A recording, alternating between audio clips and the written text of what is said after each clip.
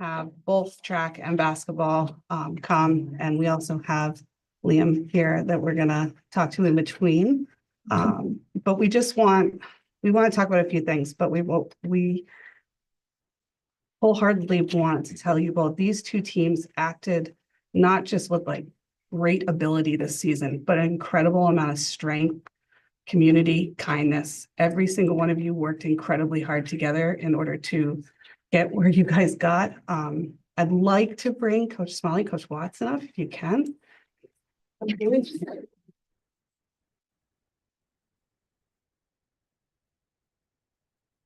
I believe we have a coach of the year here as well, so round of applause.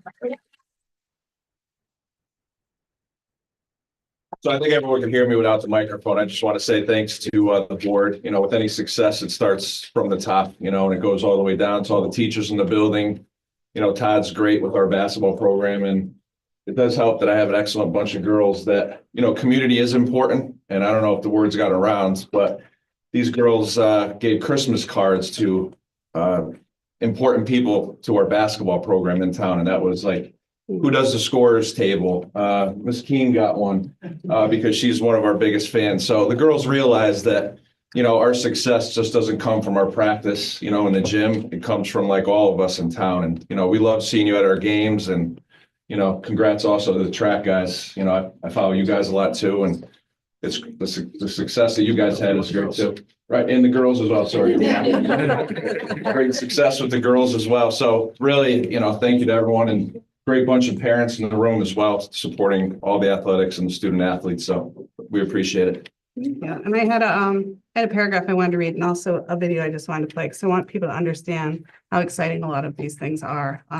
This girls basketball team clinched the first Shoreline Conference title since 2011, correct?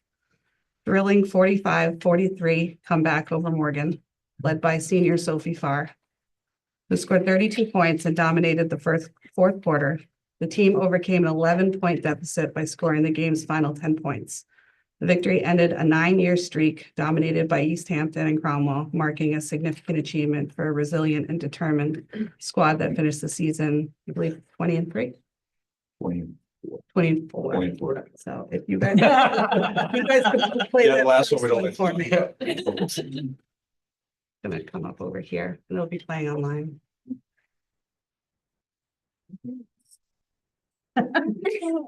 Sorry. Nope, not that one. I didn't. Thanks. Just kidding. No, I do usually. There it is.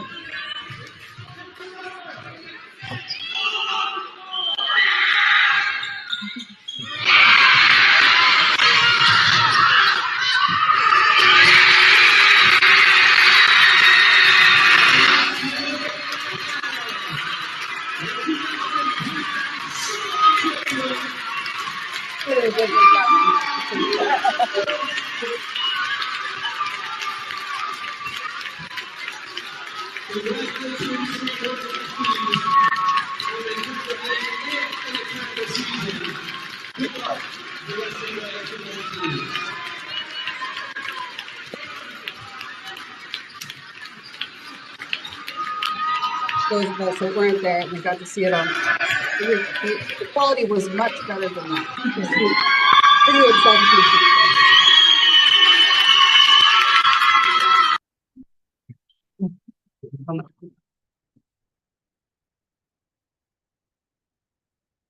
Thanks for letting us relive that again. Slow motion. It's a different viewpoint. You guys probably didn't see that. Claymation. And just so the girls know, I'm gonna have them delivered tomorrow. I didn't have a chance to get home, but I had lanyards made with our core ethical values and girls basketball 2025. So Awesome. you'll get those tomorrow. And we're just incredibly proud of you. Keep up the good work, and Great. you know you guys will do great next year. Yeah. Thank you very much. Thank you.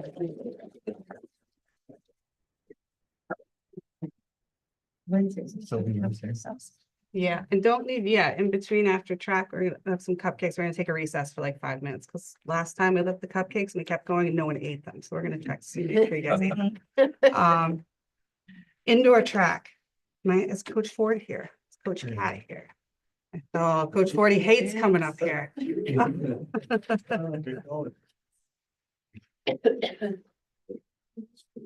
Sir.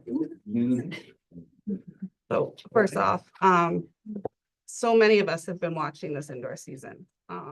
And just like the girls, the amount of community that this team has brought together has been, it's so notable to the point where you're watching a live feed from nationals and you see every single one of these kids supporting each other on the sidelines, running to make sure that they're there to support them.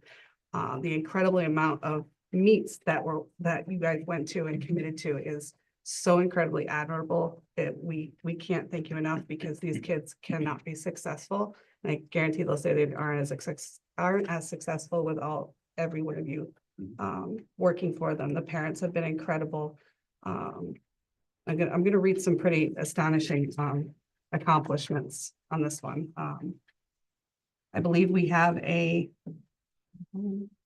queue it up. I can't get the times or places wrong because they're really important.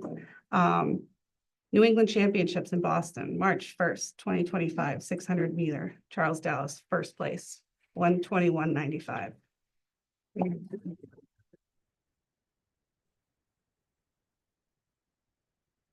New Balance Nationals, Boston, Mass.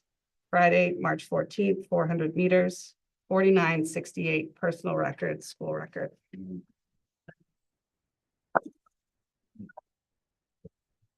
We keep going. Nike Nationals, New York City, March 16th, 800 meter championship, 37th place in nationals. For a race that's not even his race. That's incredible. Adidas Nationals, Virginia Beach. And this is a few on this one. This was an incredible live feed to watch. It was so incredibly clear. March 22nd, 400 meter championships, Charles Dallas, 6th place, All-American recognition. Then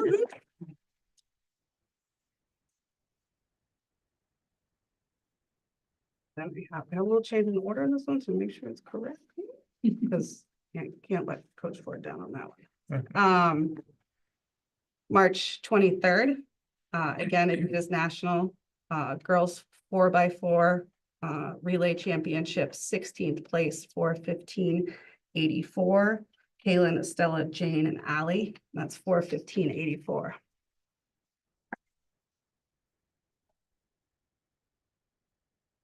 And our boys 4x400 relay championship, 12th place, time of 3:32.42, another school record. And that is in order: Skylar, Caleb, Liam, and Charles.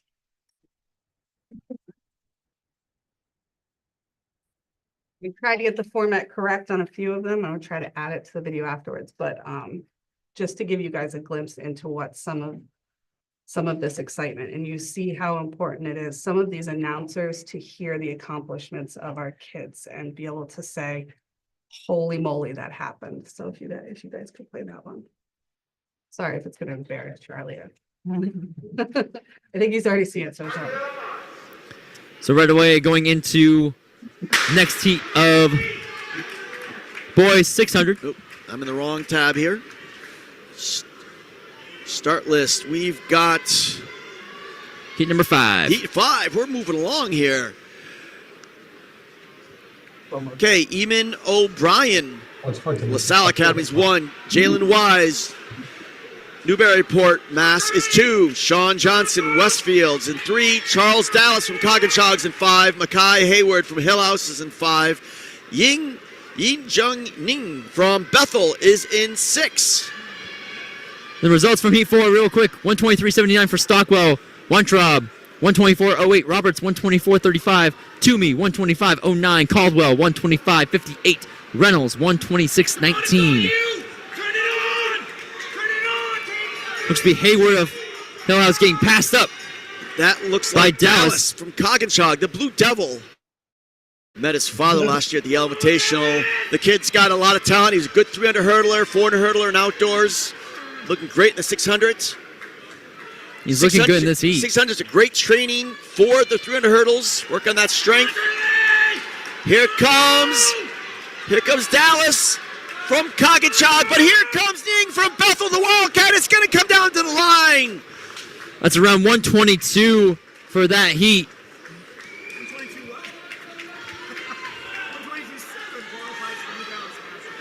We just got note 122.7 qualifies for New Balance, so they're going to be right on the cusp to run that 400. 120's right here. He's holding it up. Here comes the Lyman Hall, 122. And that's not going to win it. 121.95. That's funny. Conklin won the State Open 800 last year from the slow heat. He pulled it off on the other side, though. So 121.95 is a time to beat. Incredible. Yeah, the fifth heat. Dallas, 121.95. Ying, 121.97. Hayward, 122.97. O'Brien, 123.77. Wise, 125.27. You're telling me that medium heat Yep. is going to be the winners. Looking like it. Looking like it, yeah. Unless they weren't able to get under. And there it is. Yep. Officially, Dallas from the fifth heat. That is the shock of Is the century winning. now. Yep.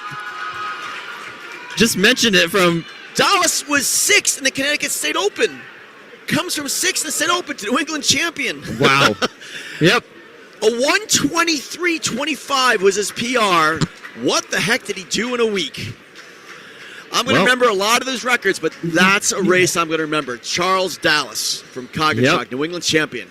Yeah, 121.95 is the winning time. Hayward in sixth, 122.97. New, 122.97 in fifth. Tavares fourth, 122.21. Conklin third, 122.03. Ning, 121.97 in second. And your New England champion from the second to last heat, 121.95, Charles Dallas. That was a shocker beyond shockers. That's why you run the races, Day though. running here, powered by Marathon Sports, sponsored by Hoka. We're here with Charles Dallas of Coggachog, the winner of the 600 out of the unseeded heat, 121.95, I believe, but just over a second PR. Charles, talk about this race, especially winning this out of the unseeded. Did you ever think you'd be here champion? No, sir. I was just here to try and make New Balance Nationals in the 4, and so I just went out trying to run a 122, and with 250 to go, I just went for it. I was in second there, and I just passed him, and I was going to go as fast as I could, and that's where I ended up. How was your training leading up to this? Did it give you a good indication that you were at least onto something like a PR here today? Yes, sir. I've been progressing throughout the season, and it's my first time running on a banked track since the beginning of the year. So I figured I would get a PR, but just didn't expect it to be this much. And how difficult was that last lap? A 600 is one of the toughest races around. That last lap especially, you got to have some guts in that last lap. How did it feel? The last lap, felt like my legs were going to fall off. Couldn't really breathe, couldn't move my arms, but I just kept going. Well, Charles, congratulations. I'm assuming you're running the New Balance Nationals in a couple of weeks. What are you going to run? The 400. The 400? Yep. Well, good luck there, and congratulations today.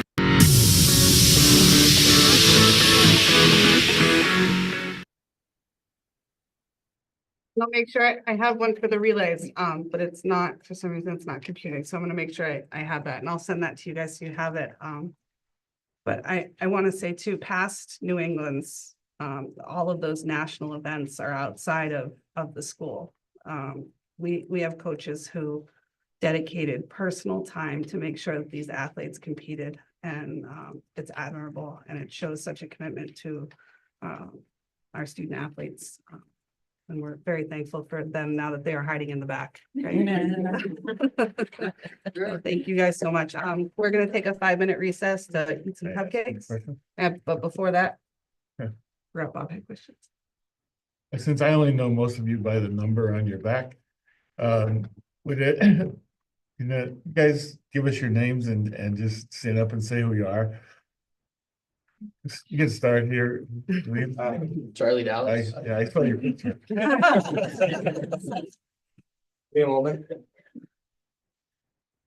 I'm Caleb General. I'm Kaylin. I'm Jane Waterman. I'm Estella Perez. Sophie Farr. Sydney Ross. I'm Maribel Dickinson.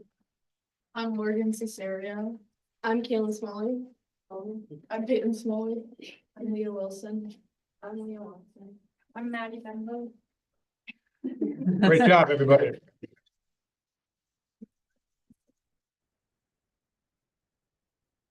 We'll take a 5-minute recess.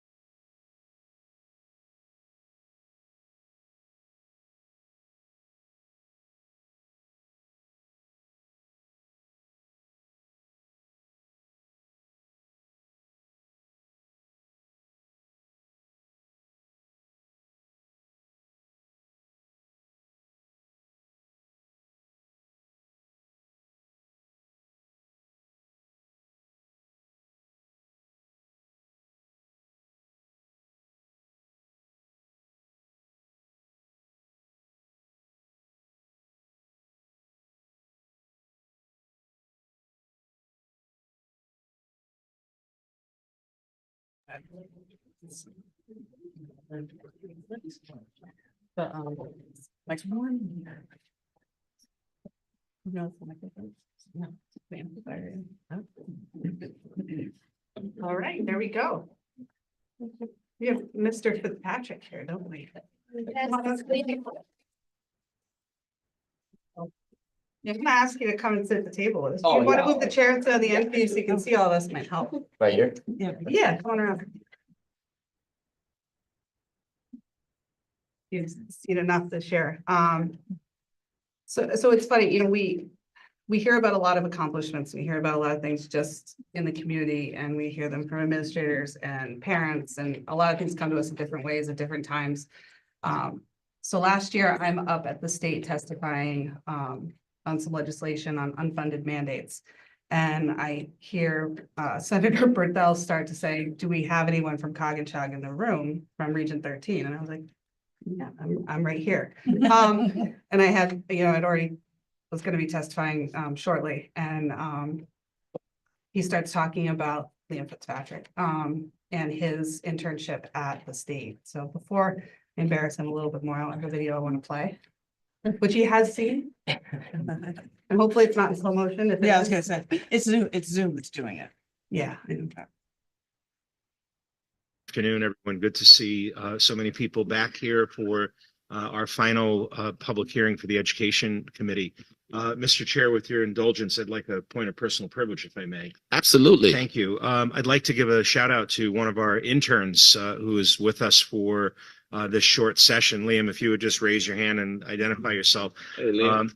Liam is actually one of the youngest interns that we have in the building this cycle. He is a junior at Coginchog High School in Durham. So if there's any Coginchoggers here or whatever your mascot is, give a shout out. But Liam is an intern in the Senate Republican office and not in college yet, has demonstrated some pretty strong interest in education policy and fiscal policy. So for other leaders that are in the audience today, commissioners and superintendents and building administrators, good guy to keep your eye on. He likes this stuff and he's only 16. Wow. 16. So welcome, Liam, and thank you, Mr. Chairman. Appreciate the indulgence. Thank you. And for all those who are new to testimony, that bell.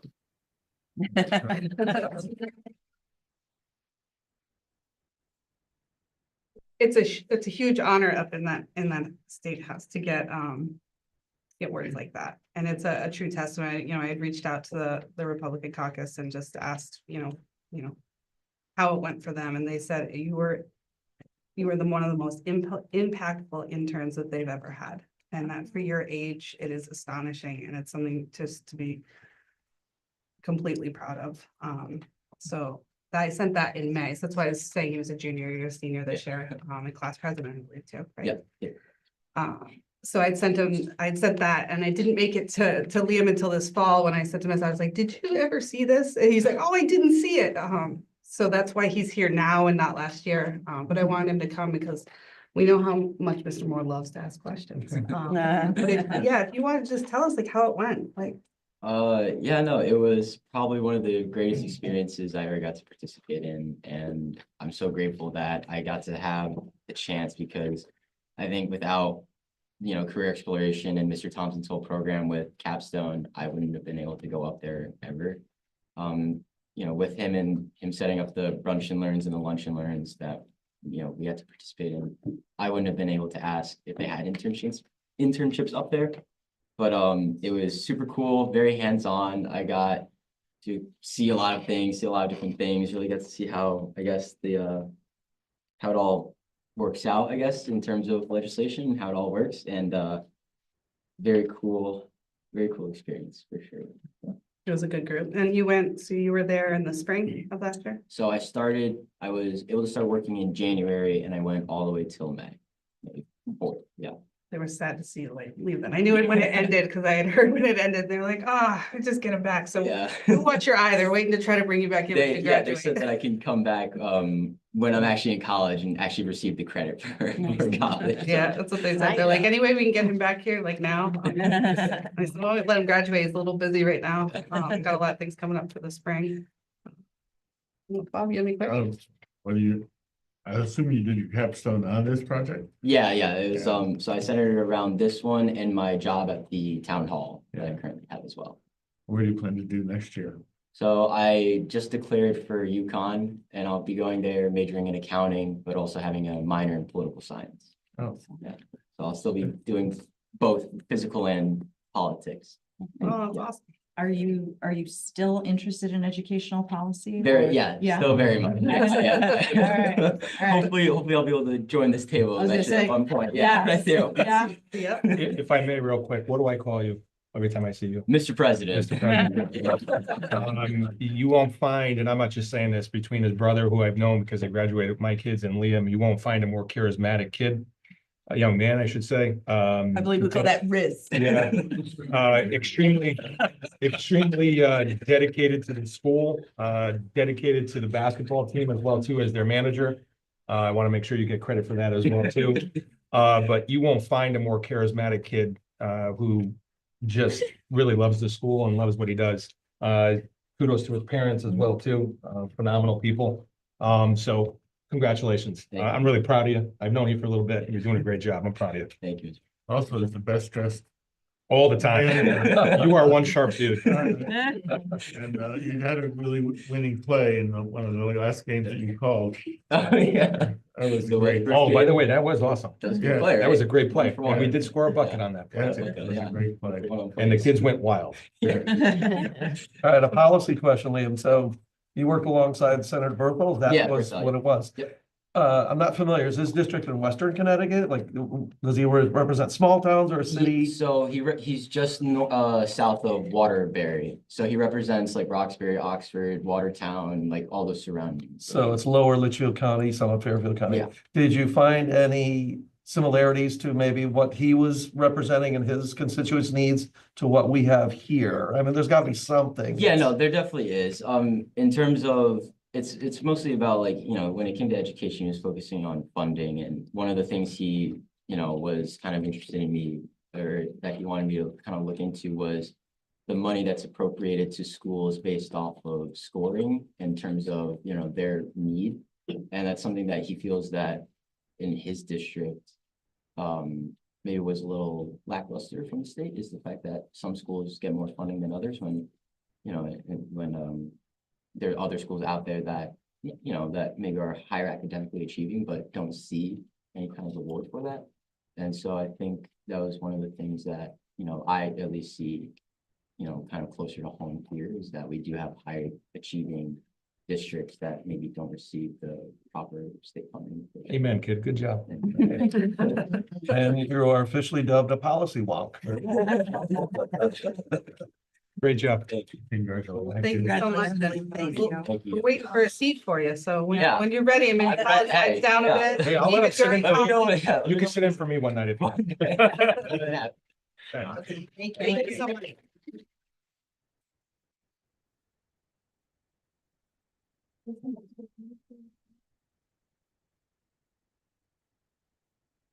And you guys feel free to stay, feel free to jump. Yeah, it's interesting. Sure, you guys have lots of exciting senior things to do. Thank you, guys. Thank you. Congrats, guys. Linda and Liz comment. That was That was great. fantastic. That was- See, they were horrified. They were. I did. They covered their faces. I think she was proud of it. We're truly blessed to have kids like all these kids that have shown up here tonight. They're really They great say kids. they truly raved about him it was great. He is an amazing, amazing young man. He really is. We have a lot of really great kids. And we also have some pretty amazing teachers. We sure do. One of them we have here, and I think she's next on the agenda, Jenny Lucier, who's here to talk to us about School Library Month. And also, I will remind her that her daughter was here. And everyone remember, No reminder. Tessa here telling us about her, telling about why she was going into the career field she was going into. And what did she say, Jenny? She wanted to make money. Yeah. Thanks, honey. That's why she's doing you guys. So with that, come on up. Thank you. Is this on? It is on. Yep, you can, if you stand up there, you can stand up there. If you want to sit where Liam was, you can be wherever you want. Oh, I would rather sit. There you go. Here you go. It's weird to stand up there. Yeah, so thank you for letting me come and chat with you and Dr. Charles. I went and talked to her and said, I'd like to just come and talk about School Library Month because April is School Library Month. And so I'm a little bit excited about that. And my students are a little excited about that now too. For those of you that don't know, I work in Brewster, pre-K through 1. I also work at John Lyman 1 day a week for grades 2 and 3. And I will tell my other hat is that I am also the president of the Connecticut Association of School Librarians. My term for that is up in June. So then I'll become the past president, but we're pretty proud of all the things that we do for school libraries. But I wanted to talk about here and just share a little bit of data with you and just share some of the awesome things that happen, at least at Brewster and Lyman, because that's my focus. So currently this year, Brewster has checked out 7,699 books so far. John Lyman School has checked out 7699. 7699. You couldn't get one more. No, I wasn't there today. It happened, I don't know. John Lyman, 6,664 so far. And that makes me super proud. We don't have any, it's not like you can only get one per week. The kids are coming in and out of the school library, checking books in and out, because obviously one of my goals is just to instill that love of reading for kids. But beyond that, doing things, one of the things I'm most proud of is the global connections that I do a lot with. We start in September with International Dot Day. That means we are celebrating the book The Dot, which is written by Peter Reynolds. We connect with schools all across the country, sometimes the world, whether it's via Zoom or other things. There's a traveling mural project that's currently up in the hallway in both schools, where we create a mural. We cut it into 10 pieces. We share the other 9 pieces with partner schools. That we get mail. The kids are so excited to get mail. Ours get up, and then we put the newly created mural up in the wall, and it's made up of all those pieces. And so we get to look at maps, and they learn where all the things are, and it's just an amazing way for them to learn a little bit more about outside Durham and Middlefield. We've done holiday card exchanges. This year, the theme was joy. Last year, it was holiday lights, so very all-encompassing. We've done Valentine's exchanges, same kind of thing, where we get mail, we get physical Valentine's in the mail. And it's just so fun for the kids they really love getting mail. I love getting mail, and I think I share that excitement with them. World Read Aloud Day happens in February, and it's the same kind of thing. We connect with schools and authors, so both schools get a chance to do, these are free author visits. We get a chance to connect with schools. We'll read a book, and then we might share things like, what do you do at recess? And, back and forth, or what are your favorite books to read when you're across the country in California or Alabama or something like that. So again, just opening up our kids' minds to other places and other, things. We have 2 book fairs that happen every year. We have author visits that come live and in person. Some of that is through RJ Julia's program, where we get an author for free. The only stipulation is that we sell 30 books, which is usually not an issue, but it's hard, and with the budgets that we have to do things, but we are creative and we want to make sure our kids get exposure to those things. Another thing I love to do is book raffles. I've been doing them all week to celebrate. So we have raffled off books like The Wild Robot and The Wimpy Kid. Yesterday, the latest Dragon Masters came out, and so I had to raffled off 2 of those at Lyman today, and they'll have 2 going off to Brewster. The kids get super excited because I give them a book and they get to keep it forever. It is a present from me to them. So in addition to the love of reading, obviously we do a lot of work with inquiry and information literacy skills, because as you know, in this day and age, just being able to determine what is true and what is not true is a dicey thing right now. So, making sure that they have the skills to look at something and decide, like, oh, is this person an expert, et cetera. So I could go on and on. I could talk to you for days about all of this stuff. But I just wanted you to know a little bit about what happens in our school libraries, and obviously the passion that I have for the school library. So I hope you might consider designating April as School Library Month in Region 13. And if that's something that you would consider, I can send you the information about how to do that. Thank you so much. And if you have any questions, let me know. But you also know where to find me too. In the library? In the library, in somebody's library. Or running from classroom to classroom. Or running from classroom to classroom to help teachers and fix technology and the myriad of other things that I do on a day-to-day basis. Well, thank you for coming with all your passion. Yeah, you're welcome. Yeah. It is truly a pleasure to work with all of the kids and teachers and administrators and all of you, and we just appreciate the support that everyone gives. Well, you certainly have energy, so God bless. Yeah, right?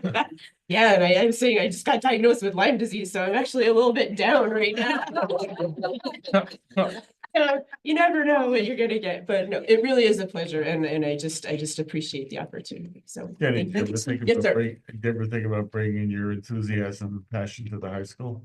You know, it's not, probably wouldn't be my first choice, but would I do it? Absolutely. I think that some of you know, I love a good challenge. And, you know, I think that I could bring, you know, my talents to whatever needs to happen. Yeah, I just love being in libraries. I love working with teachers. I love working with kids. And so, you know, it's just, I don't think it matters where I go. I just love this job. And, you know, and hence why I'm, you know, president of that association. It matters. It matters a lot. You know, we're talking a lot about freedom to read right now. I've got 2 bills, you know, like what Liam was talking about. I've got 2 bills up at the state capitol for freedom to read. You know, this stuff matters for these kids and their ability to choose what they're reading and that kind of stuff. So it really is a passion. I do get tired sometimes, but it's not. I don't see it. Yeah, I know. Maybe around 11 o'clock I'll fade, but yeah, but it really is a passion of mine, and I love what I do. You know, I love playing with robots, and I love doing, you know, so. That's awesome. Yeah. And we can see that goes home with you too. You can see it. Yeah. So And very yeah, you met clearly my in daughter. Yeah. I won't put you on the spot to answer now, but if you can think of anything that we could do to support you, you know, in what you do, because you're touching so many pieces that are so critical for early intervention, early reading, early exposure to all of the, and I hate even using the word things because it's so much more than that, but all things. Right? So all those little things. please But reach thank you. out and I let will us know. definitely do that. Thanks. But I appreciate you taking the time to listen tonight, and, you know, please reach out if you ever have any questions with me. So. Thank you so much. Thank you. Thank you.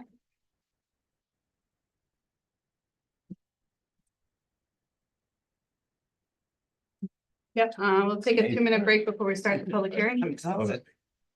We'll adjourn to the public hearing. Oh,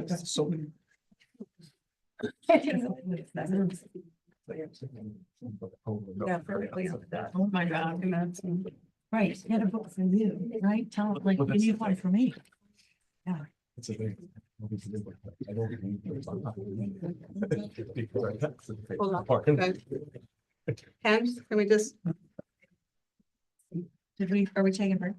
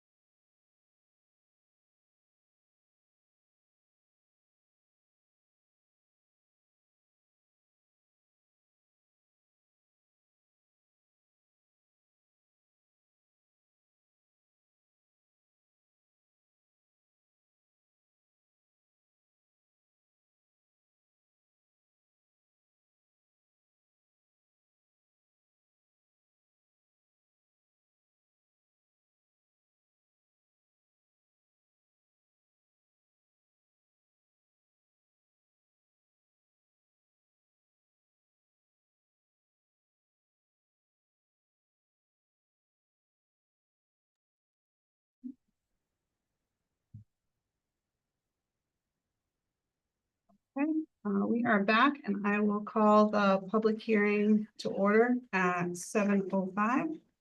We could rise for the pledge.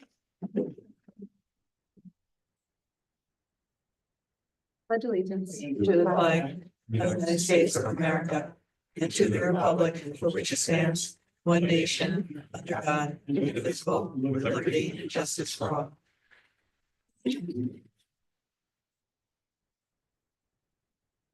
Public hearing agenda, I'll move on to number 3. Lucy, if you could read the call of the meeting and return the call. Warning of public hearing district meeting for the proposed budget for fiscal year 2025-2026. Regional School District 13 of the state of Connecticut, Durham Middlefield, Wednesday, April 2nd, 2025, 7 p.m. Notice is hereby given to the residents of the towns of Durham and Middlefield, which are the member towns of Regional School District 13 of the state of Connecticut, that a public hearing district meeting will be held and conducted by the Regional School District 13 Board of Education on Wednesday, April 2nd, 2025 at 7 p.m. in the library at Coggin Regional High School for the following purpose: to present and discuss the proposed budget for the next fiscal year, July 1st, 2025 to June 30th, 2026. At such time, any person may recommend the inclusion or deletion of any expenditure. Lindsay Dahlheimer, Chairman, Regional School District 13, Board of Education, State of Connecticut, dated in Durham, Connecticut, this 19th day of March, 2025. The return of the call. Return is hereby made that the undersigned on the 21st day of March, 2025, caused to be posted on the public signpost in the towns of Durham and Middlefield, a written warning by the Board of Education, and on the 21st day of March, 2025, caused to be published in the Hartford Courant, a newspaper having a circulation in the towns of Durham and Middlefield, a like warning of the public hearing district meeting on the education budget to be held the 2nd day of April, 2025. Lindsay Dahlheimer, Chairman, Regional School District 13, Board of Education. Thank you, Lucy. Okay, good evening, public hearing. I will start with a brief presentation on the budget. We've added a few things that we haven't seen in other years, and we'll go through those as we start. So, each one I go through. First off, I don't think there's anything that's going to be impeding by that, but can we move that, possibly to move that box over, Bill, you know? Yeah, the Zoom, just in case there's any, because I know there's some of the slides. Is that better? Good for now? Yeah, it's okay for now. Yeah. Just in case. Okay, looking at the 2025-2026 proposed budget, I thought it was important to first look at and try to explain what happens at the start of the budget. So we're looking at December 2024. This is when the building budgets are coming in from each individual building to the administration, and this is most of their wants and their needs. And that was 43,696,944 with a gross percentage of 6.89%. From there, the superintendent and administration go through the budget and look through wants and needs and evaluate what they believe is necessary in the budget. And that in February of 2025 was a reduction down to 5.19%, which was presented to the board at 42,999,967. In our discussions in coordination with administration at our last meeting, the board came up with a 3.87%, which is realized at 42,462,547. Some budget mitigation strategies. We've had this in the past in our presentations. Salary vacancy factor of 98%, a reduction of 8 FTE, a removal of the proposed district climate specialist, curriculum director position, which is a delay to start in the fall, a reduction in building expenses at Memorial, our debt service strategy, Decrease in health insurance renewal rate that went down, and operational adjustments. And that's where the Board of Education is today, looking at 2025, 2026 at 3.87%. For the gross budget and a 4.33 for the net. Looking at this from our budget document, sorry, part of this is for readers and part of that I do that. And I won't read all of them, but this goes by line items from salaries, benefits, purchase services, facilities and grounds, operating, supplies, capital, dues and fees, and the debt service. And that is looking at 2023, 2024 was a 38,918,000 for, and looking at the budget for 2024, 2025 was 40,879,196, and proposed for 2025, 2026, 42,462,547, which is a change of 0.87%. Going through between our source of our revenue within adult education, you can see it goes the actual budget proposed and the change. And this includes adult education, facilities and grounds, interest income, in-house tuition, activity fees, fund balance carryover, and estimated surplus. State and federal revenue, looking at the special education excess cost grant, E-rate reimbursement, magnet school transportation, with a total revenue of, for the proposed for this year, 1,463,699, which is a reduction of 117,682. So our revenue is down. Looking at staffing in this budget, proposed increase, a certified special education teacher, an assistant principal at Strong, they're not certified, full-time special education assistant, and those come from the needs from the state and the regulations, along with some of the information from our special education committee that the board had run. It was a recommendation. We really think that will really help the department.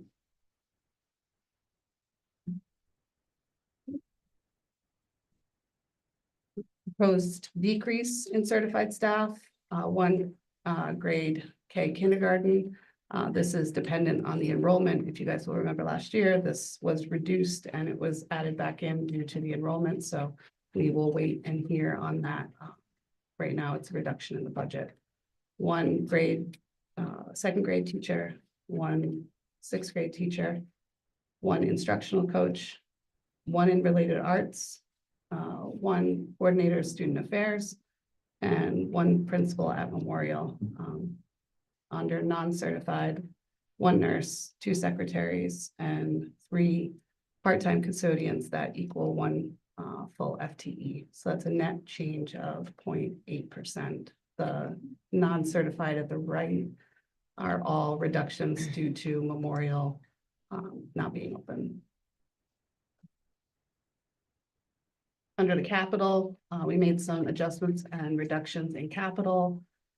What was left into capital was $800,000 reserve, stadium sound system at Coginchog for the field. This is at end of life. The track replacement, which we anticipate starting that now that's fully funded in June. The athletic complex concession stand that will help towards some work that needs to be done in order to bring the health code standards up to par. Unanticipated building, R&M, that 200,000 is so any unanticipated issues at any of the buildings for the budget year. The roof for Coginchog, that's a savings account that we've been putting away for the roof, and the roof and chiller at Strong at 100,000. The glycol at Coginchog and Strong at 100,000. I know we always talk about what that is. Part of the air conditioning system, that HVAC that we have to put away for each year. And we added in, under Kim's recommendation, a reserve for the special education expenditures. So even though it doesn't, it puts a slight dent into if we go over in special education, but the way the trends are going for special education, start putting away for this line item in capital, which the state allows us now to do, we thought was important. Debt service, so proposed use of the bond funds in the capital reserve to pay the 25-26 debt service reduces the budget increase by 1.53%. This is the same strategy we used last year to reduce the budget. And in the graph, it shows how the debt service over time reduces. Lovely per pupil expenditure, we always like to talk about. It's got the year, state average, regional averages, DIRC-C averages, and then RSD 13. Looking at the estimated of this coming year, 27,867, with the hope that the realization of the consolidation of the schools will bring us down to the regional district average in between 23,000 and 24,000. Cost to the towns, student population, based on the student population in October, which 1,314. So for those that don't know, Durham and Middlefield had worked really hard together to do an MOU so that there was a rolling average and there wasn't such a big shift from year to year for each town. We went out to the state and had the state take a look at it. State Department of Education unanimously approved it, and they said it was the first of its kind to do it this way. It allows the towns to really anticipate what the possible shifts are over that 5-year average. And the towns have been really thankful in that. I'm sure they'll be more thankful once we get that per pupil down. The percentage prior year, the proportion net expenses to the member towns. So the percentage 65.57% for, I think that's Durham on the left, yep, Durham. And then 14,115,903 for Middlefield. The governor proposed ECS grant funding for Durham at 3,270,256 and 2,094,620. The numbers on the left for Durham and Middlefield show what the difference is from last year that we received in ECS grants.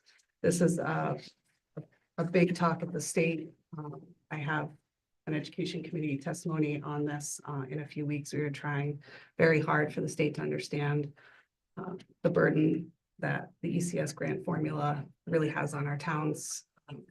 And it's not working for smaller districts. So we will continue to advocate for our district. 2025-2026 net cost to the towns for Durham, 23,612,689. And for Middlefield, 12,021,283. But and then last year's was below that. So we go down a little bit. Is it on there? It's on there. So the net increase decrease to the member towns. It's hard to show because that's there, but it's for Durham, 1,106,906. And for Middlefield, 622,843. So this 5-year rolling average now is in place for this budget year, and it does show a little bit more of a favor to Durham than Middlefield. District comparisons. Kim went through CASBO and really, took a look at them. RSD 13's budget for this year. Proposed 3.87, state average at 5.41, regional average at 4.08, and the DIRC-C that we've used in the past, but it's kind of moved away from a little bit, is 4.63%. And then we still have our May 5th district meeting as well as the May 6th referendum. So with that, I'll just move the link. Sorry. At this time, we can entertain any questions or comments from the audience. Mrs. Keen, if you want to sit, you can sit. Yes, thank you very much. Or Jason, can you just move the mic for Mrs. Keen? Can you hear me? Just okay? bring the mic over a little bit closer so she can. There we go. That's good. Want me to, we're doing 3 minutes? Yeah. Yeah, if we could keep comments to 3 minutes like a regular meeting. First of all, I would like to thank you all. I know that you work very hard on this, whether I agree with you or not. I know you do. I know probably 3/4 of you pretty well, especially Johnny. And Lindsay. And Lucy comes and spends time with me on my lawn Memorial Day. I had the pleasure of meeting Dr. Charles yesterday. We had a little bit of a chat. I'm here mainly to ask that I believe that the position for librarian is cut at Strong School and at the high school. I would like to see that not happen. There's so much that happens in the library. You heard Jenny, she did a fabulous presentation. I'm still recovering from her energy. But anyway, there's so much that happens. The librarian runs a book fair, a book club, does research for the teachers. The other day, one of the situation came up where a teacher emailed the librarian from the high school and asked her to get books. So she left Strong with some of our books to go up and make sure the teacher had what she needed. This past couple of weeks, the social studies teacher has been doing the Civil War, and the related arts teacher, Amy Solomon, has been doing historical fiction. So a lot of the books went down there and the library went down with them to explain or to help the kids out. She can do some of the things I can't. I always tell the kids when they come up to me for a problem with their computer, I can do certain things. So I can work my magic. And really all it is shutting the computer off and turning it back on again. And they're like, okay. Anyway, one of the things a librarian can do is wash the computer. Am I too close? No, I clicked the button. Oh, that's good. So anyway, she can power wash the computer, which I don't have the credentials to do. She can also list Sora, use Sora for the kids' books to put them online for them. And I can't do that. I asked her the other day if I could be allowed to do that. It's credentials, it's got something to do with the budget. So what happens is, she said that they could email her, so good solution. So anyway, that's all. I just wanted to, and I also I understand that the money that was allocated for the tennis courts is now going to be put into the track. Is that right? So tennis courts aren't getting it done? There was never money for tennis court. Yeah, there's a what I was told. $55,000 dollar reserve that was just started this year, so that won't put a dent in the $1 million that's needed for the tennis court. So it's likely looking at maybe a bonding issue or Okay. something for the So court. But something, it's not off the table totally. it's no, just the building postponed. committee has been talking and they'll continue Okay. talking to find solutions. It's a complex solution, but 55,000 towards $1 million doesn't necessarily make sense for that Well, issue. So, something, so that's good. yeah. But it was so nice tonight to see all the kids be acknowledged, and Charlie too. And even though I knew what he did, to see him, when you showed the video of him being interviewed, he was like, he's looking down, he didn't like it, but it was such an acknowledgement. Record after record at Cogachog has been broken by him, and the girls winning Shoreline, and Sophie coming back and scoring 32 points. And the last quarter was 13 of the 32. She just got on fire. So thanks for acknowledging all the kids and doing that too. And you do a good job too, Ms. Newberg. Mrs. Keen, Yes, before you leave, Yeah. I just want to acknowledge that Mrs. Keen is a large supporter of all of the athletics in this high school, and she's an amazing person that comes and roots on all of our children on a day-to-day basis. So I wanted to make sure you got that recognition here tonight, and you're pretty much everybody's grandma, so we yes, I am. we all appreciate that. She doesn't miss a parade. Doesn't miss and does not miss a game, whether it's here on site or over at Palmer Field for Legion, where all these kids play during the summertime as well too. So we greatly appreciate your support of all of our kids. Thank you very much. And Legion, speaking of Legion, I've been told by one of the former commanders that if Durham and Middlefield kids weren't playing on the Legion team, they wouldn't have a team. There's more than half the kids from Cognichog play on the Legion team, and it's great fun in the summer. And they have really good hot dogs too, right, John? Yes, ma'am. Thank you very much. Thank you. They used to Thank be you, good. Karen. Thank you, Mrs. King. Do you have any other questions or comments on the budget in person? Just to, not to stand up, but is this available on the website now? It will be. It will be Okay. tonight, and it's on the live feed too. So if you need to look at it like right away, it'll show up right on the YouTube. Great, thank you. Yeah. Come on. Yeah, if you want to grab that, Katie. You want me to? I don't. You mind can, if I so yeah, if you want to sit, absolutely. Hi. Sometimes it's easier. Is this okay? Can you hear me? Yeah. Okay. My name's Katie Tejan. I am a mom of 2 boys in the school system. My son Liam is a freshman and my son Sean is in the 4th grade.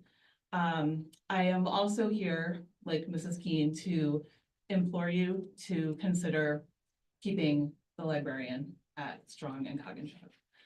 My understanding is that the plan is to cut that position and have no certified librarian in that role, essentially for half of the students' time in the district. I am a school librarian myself in another district, so I feel like I could provide a little bit of insight as to some of the things that school librarians at the secondary level do. My friend Jenny did an amazing job sharing some of the stuff that she does at the elementary level. At the high school level and at the middle school level, certified school librarians are teachers. And so we can do all kinds of things. We teach classes. I teach classes regularly. I collaborate with my colleagues to integrate research skills, to integrate technology. I have been to several professional developments on emerging technology like AI, for example, to bring back to my colleagues and share with them. School librarians also play a really important role in making personal connections with students, especially kids who are reluctant or dormant readers.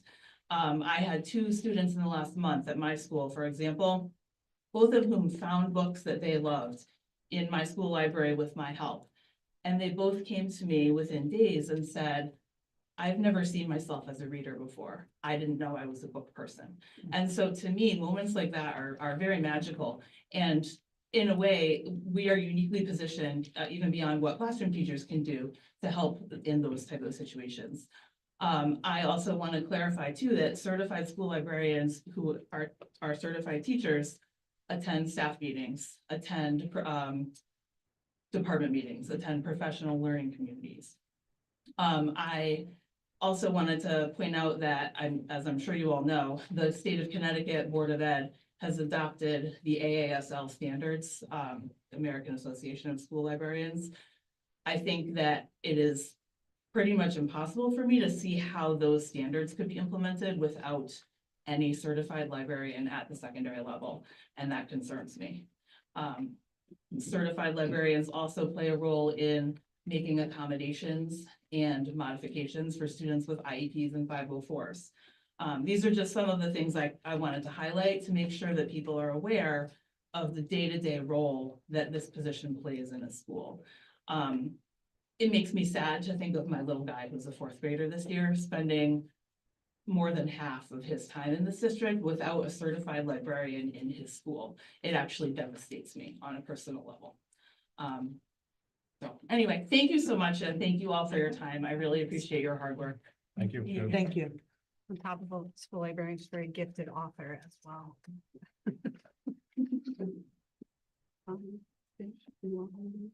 Yeah. You can sit too. It seems to be the standard. Yeah. You get you some tea. Right now, maybe a cupcake. My name is Noelle Durkin. I am the principal at Memorial School currently. And I just wanted to read an email that was sent to me today by the 4th grade team that went to Dr. Charles as well as the Board of Education members. So their letter reads, we are writing to express our strong support for the role of instructional coaches in our schools and to highlight the critical impact that they have both on educators and students. As teachers, we continually to strive to refine our instructional strategies to meet the diverse needs of our students, and instructional coaches serve as invaluable partners in this process, providing ongoing professional development, collaborative support, and evidence-based teaching practices that enhance student achievement.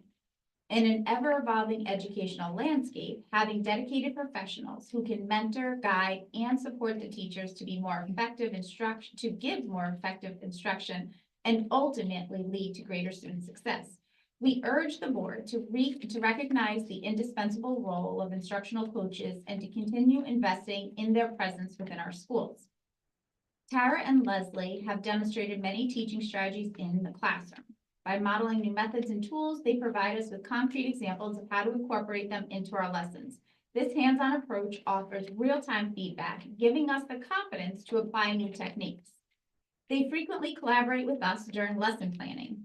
This collaboration takes place consistently during PLCs, but our coaches also make it a point to be available whenever we need them. By discussing objectives, instructional strategies, and assessments, they help ensure that our lessons align with curriculum standards and meet student needs. This partnership fosters a sense of support and confidence in the planning process. Our coaches also play a key role in organizing and delivering professional development opportunities. These range from workshops on specific teaching strategies to ongoing learning communities where we share ideas and strategies. This consistent professional development helps us stay current with best practices and emerging trends in education. They often share books, articles, and podcasts they've engaged with to further deepen our learning. Each coach encourages us to also reflect on our teaching practices and student outcomes. By helping us analyze our lessons and data, we identify strengths and pinpoint areas for improvement. Coaches support us in trying new strategies, giving us the confidence to implement changes that are in the best interest of our students. Additionally, they assist us in using data from assessments and observations to inform our instruction and guide us in interpreting student data to tailor lessons that address learning gaps or provide additional challenges when needed. As the social emotional needs of the students have become a higher priority, balancing the immediate emotional needs of students with instructional decisions backed by data is a significant challenge. Without the support of our instructional coaches, meeting the diverse demands of our students would be much more difficult. Overall, our instructional coaches play a crucial role in our schools. They empower us to try new approaches with confidence and engage in honest conversations that foster collaborative problem solving. Through all of this, we know they will be there to support us in any way needed. In particular, we would like to give a moment to express our heartfelt gratitude to Tara Hakela and Leslie Kilroy for their unwavering support. Their dedication and hard work have been pivotal in enabling us to successfully analyze data and plan instruction tailored to meet the needs of individual learners. Thanks to their efforts, we've seen remarkable growth in our students, and we truly could not have achieved this success without them. We are incredibly thankful for all that they do. Sincerely, the fourth grade team, Sarah Sobrano, Sarah Greco, Noreen Grenier, Nancy Kozlik, and Gloria McClure. Thank you. Thank you. Thank you.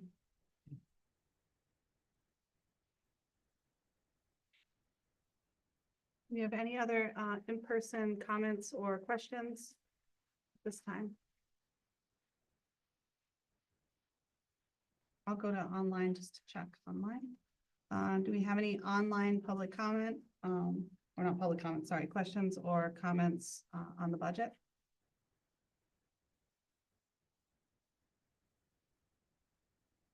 If you want to raise your hand, or you just want to try unmuting, do that as well.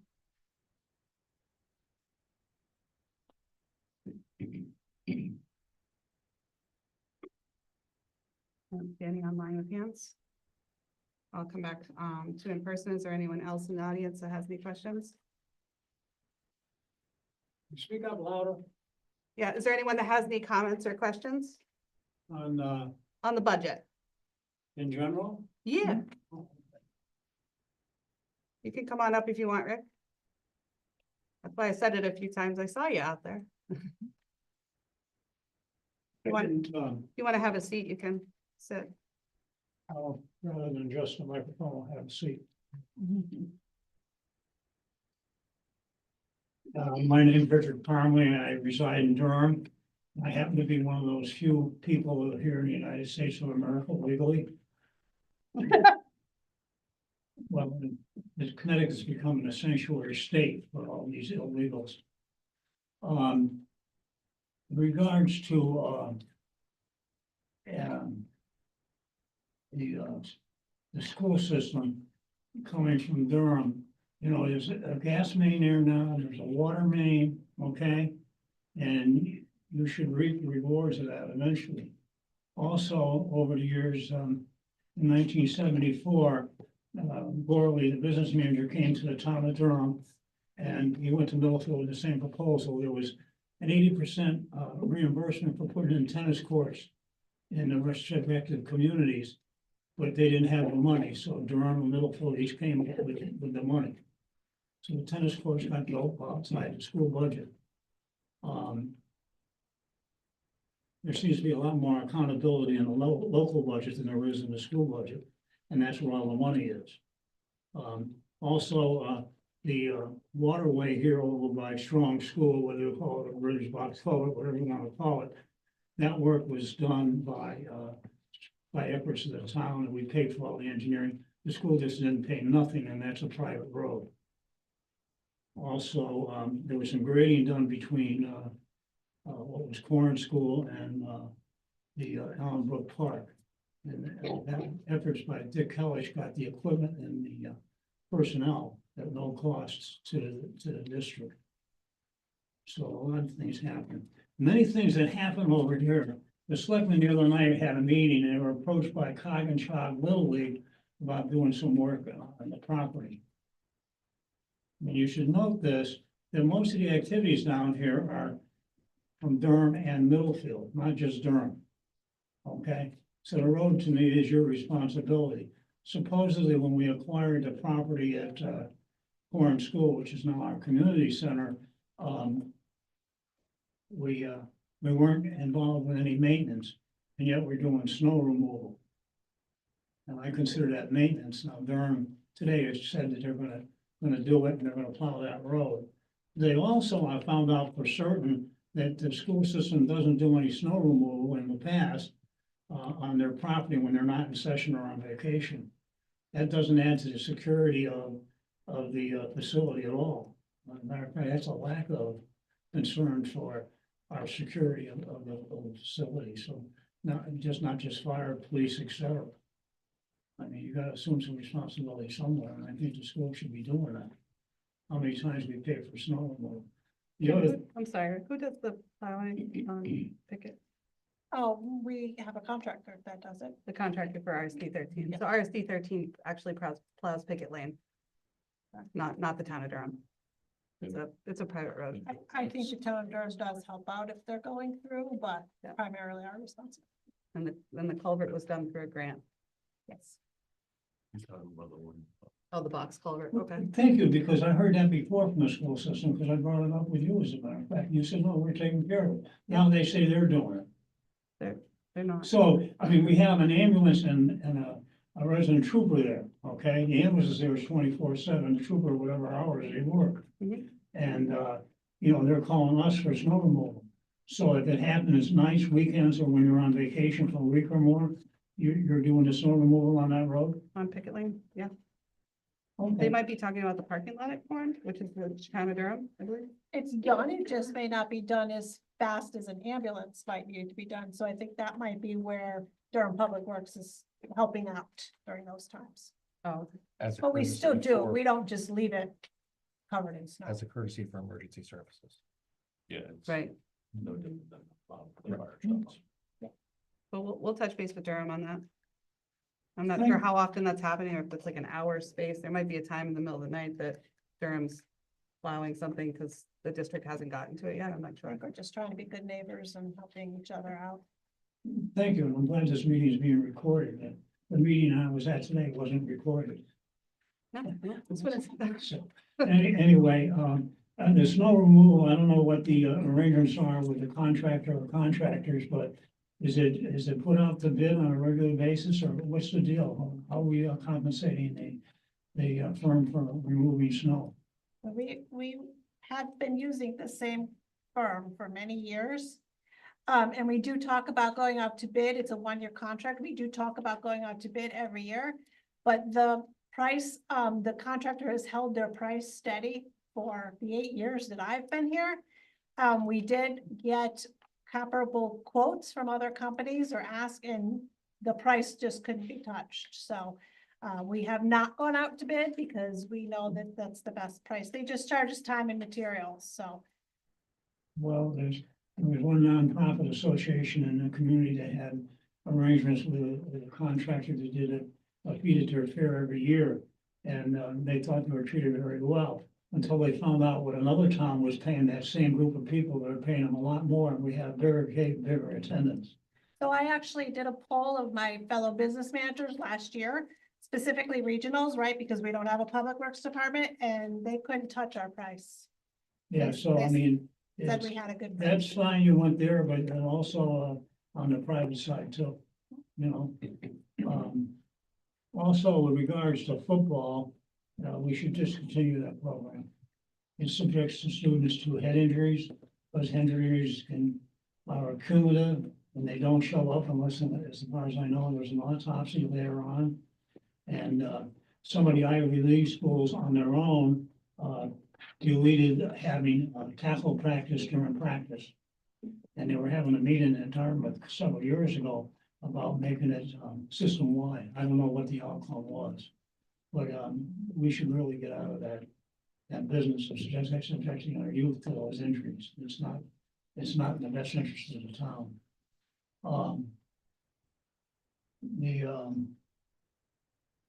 I'll say something. Yeah, if you just want to ask, if you have just a couple more questions, Rick, just to I'm sorry. stay with time. I have hearing aids. but- Yeah, if you could just maybe wrap up, or if you have a couple extra questions, we can answer those though. The 3 minutes was up a couple of minutes ago. Yeah, well, my taxes go up and there's no limit to how much I can tell you to do it. And I noticed some of the people probably did speak more than 10. I gave you the same courtesy I gave to a couple of people who were wrapping up their thoughts, and I gave them another 30 seconds. At one meeting, when they had 3 minutes, I spoke for 9.5. Yeah, we know. Well, if we wrap up and you have some more, we can, we'll come Can I back come to up you. again for another 3 minutes? Is that? That's up to the chair. If we have time, yeah. Thank you. Thank you, Mr. President. Katie, I'm just gonna go online before I come back to you. Is that okay? We have one online. I'm gonna allow you to speak. Go ahead. Hi, this is Emma Quick from Durham. I just hopped over from YouTube. I was not planning on commenting tonight, but I just wanted to thank the fourth grade team for writing that statement and Noel for reading it. And I would like to just ask that basically this is the group of kids that you've transitioned now for the second year in a row. And I think anything that our teachers are asking for should strongly be considered keeping in the budget. Both an instructional coach and a librarian, I think, are more than warranted. That's all.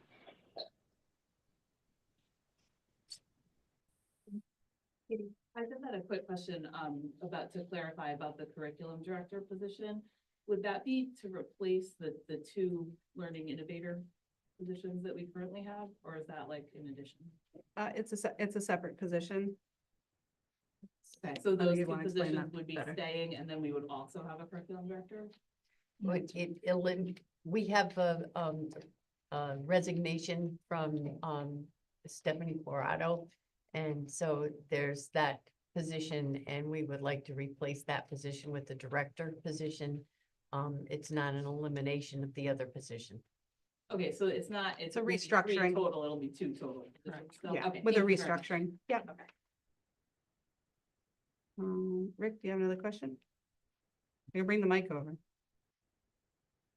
You have another question, Rick? Oh, well, thank you very much.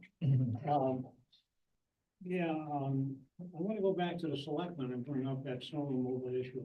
Absolutely. Because, you know, the ambulance does have to have access 24/7.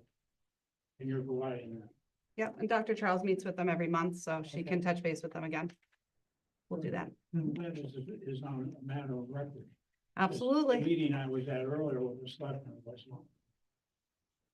Well, we'll Oh, and clarify. Regards to our first selectman supposedly sent a letter into the school system about the finances, and et cetera.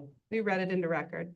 Yeah, well, I'd just like to say that, you know, if he was really concerned about finances and education, he would have called for some of these contracts to be brought forward for the voters to vote on. Realizing, of course, if you call those contracts, it end up in the end costing you more than it did to begin with, but nonetheless, we'd have our say. Because I'm sick of going to meetings and being told that money's already been spent and decided upon. The other thing, I think we need to blow up the maintenance budget. I understand there was an under-drain system put in as the ball field up here. And they were able to get it in because the price was under the spending cap, but the school bought the materials as separate, that were involved in the contract. And, you know, I like to know what's going into maintenance. Because that road that was being paved up there, I don't know who paid for that. I assume it was the school system. And, you know, the material that was used at reclaim would have lasted forever and stayed in place. I didn't see any need to pave it. And it just increased a lot. And I did it for years. Thank you. Thank you. Any other in person? I have a question. Yeah, of course. If you could come up, because it's so much easier if they can't hear you. And your name. My name is Jenny Kahali. I'm on the Board of Finance in Meadowfield. I have a question about the supplies and the 14% increase.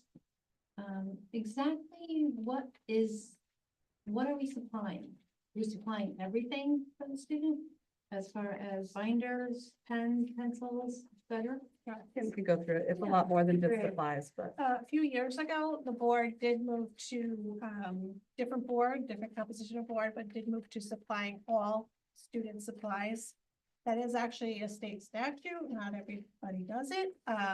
But so that's pencils, that's pens. Well, it's a that's statute, but it's binders. not a mandate or a law, so we don't have to follow that.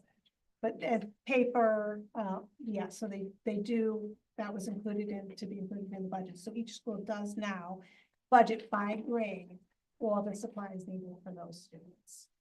Oh, so that became a state statute or a mandate? It's an unfunded mandate, Oh, yes. when did that become a statute? I don't have that. You here. don't have It's it? not, it hasn't been recent. It's not recent. Okay, all right, because I was curious about that. It just seemed like the 14% increase is pretty large. And Larger, and you know, like if there could be some transparency in the budget as well, you know, in other words, a better breakdown. For example, let's just stay with supplies. You know, This what is vendors the- you use and, you know, exactly, you know, what we're exactly paying for, so forth and so on. A little bit more transparency in the budget, I believe, would be appreciated by the taxpayers that are paying for this and voting on it as well. Can I? The And this- statute and is this isn't- 10-228. 10-228, Yes, and when ma'am. was that implemented? It doesn't say date. You guys can keep I'll talking. look for it. check. I'll Yeah. look for it when I get May home. I? Yeah, of Yeah. course. So supplies also, and Kim, if I'm interrupting you, I apologize. But step in, but it's not just like Post-it notes and markers and expo things. So like, we're not seeing a 14% increase in that. But we've also made the commitment to like fully fund the kids' education. So if they're taking a new course and there are new high school courses in the program of studies, and those high school courses require a certain number, certain amount of supplies per student. Like some classes require textbooks and other classes, like I taught woodshop for years. Lumber, right? That's a supply. So when you add a new course that requires supplies, we don't have our kids pay for supplies to take the course. That's we fully fund that. So what you're seeing in those supplies also are new courses that have been added to the program of studies that the board is committed to supporting. Okay, well, again, the Yeah, right. transparency would be, Yeah. would be appreciated, for everyone, if they understood that, exactly what you just said, you have new courses, you have new supplies that you have to buy, so forth and so on. So, So again, nobody's hiding that because it's. I'm not. No, but you're implying it by saying you're looking for more transparency. All of that information has been discussed at the board. I don't believe I'm applying that, and if that's your opinion on how I'm addressing this, I'm just asking and requesting. So then my question for you is, how can we be more transparent when that exact conversation has happened at these meetings? So it's public, it's in the minutes, it's on YouTube. So how can we be more transparent? Okay, so you're saying for us to go back and research all the minutes and whatnot, for us to Okay, that's fair enough. There is a breakdown in the budget book too, on how every department, we call them function, every function of what the supplies is for. And where do you find that budget from? It's online. On the On both- website. At the library. And your chair for Board of Finance has a copy of it. All right, I was just asking because I didn't see that breakdown. Page 51. It's right on the homepage. If you go to the homepage, it's the first thing that comes up, 25, 26 proposed budget, but I can email it. It'll help. Yeah, that should help. Thank you very much. And if you look at that, for the public hearing, for the district meeting, if you have Yes. questions based on that, feel free to come to the district meeting as well. Okay. that Here's sounds the- good. I will try. What it looks like on supplies. Yes. It's all this breakdown. Okay. It's 2 pages of detail, plus the supplies, but it also includes oil and gas and electricity. All the supplies are included with the oil and the gas. Yes. Electricity is. No, it's a general category. Okay. But- So that 14% increase That's why the increase. is not due to student supplies, because we've been doing that for years, so it wouldn't be a new increase Well, this year. that's a clarity right there. Yeah. Gas and oil. Electricity, from so what you the state. public benefits, piece of electricity brought our electricity up this year, and so there's, there's other reasons why. I didn't realize that was in together. with the- But yeah, in the book, there's every Oh, single yeah. function, it tells you exactly how much each department spends on I supplies. see. If you guys have an upcoming meeting and you want us to come, we're happy to come, call in or anything if you have questions. Absolutely. Do that. Thank you very much. I appreciate it. Thank you. We're here. Nice. We're gonna go. We have one online public comment. You want to go ahead? Here. You want to just state your name and town?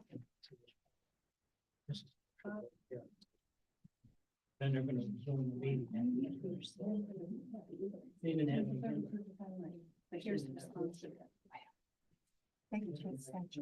Carol, if you're there, your hand's up. I don't know if you meant to, if you, want to unmute? I think you're still muted if you're trying.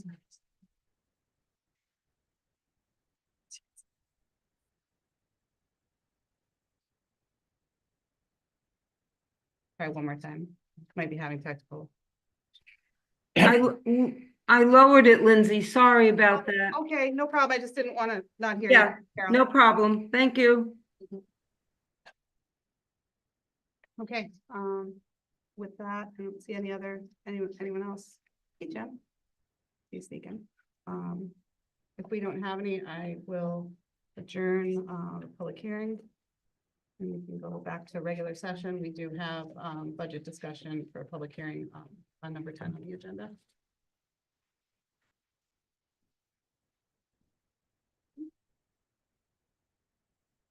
Okay, coming back to, our regular meeting, we left off. And, what? With the, we closed the public hearing, we have to vote. Well, I think you're just. So you're going to, under 10 is when you're gonna discuss it, and that's where you're gonna make the motion. Yeah, yep. So we just need to, we don't need to vote to come back. I just have to state we're back in regular session.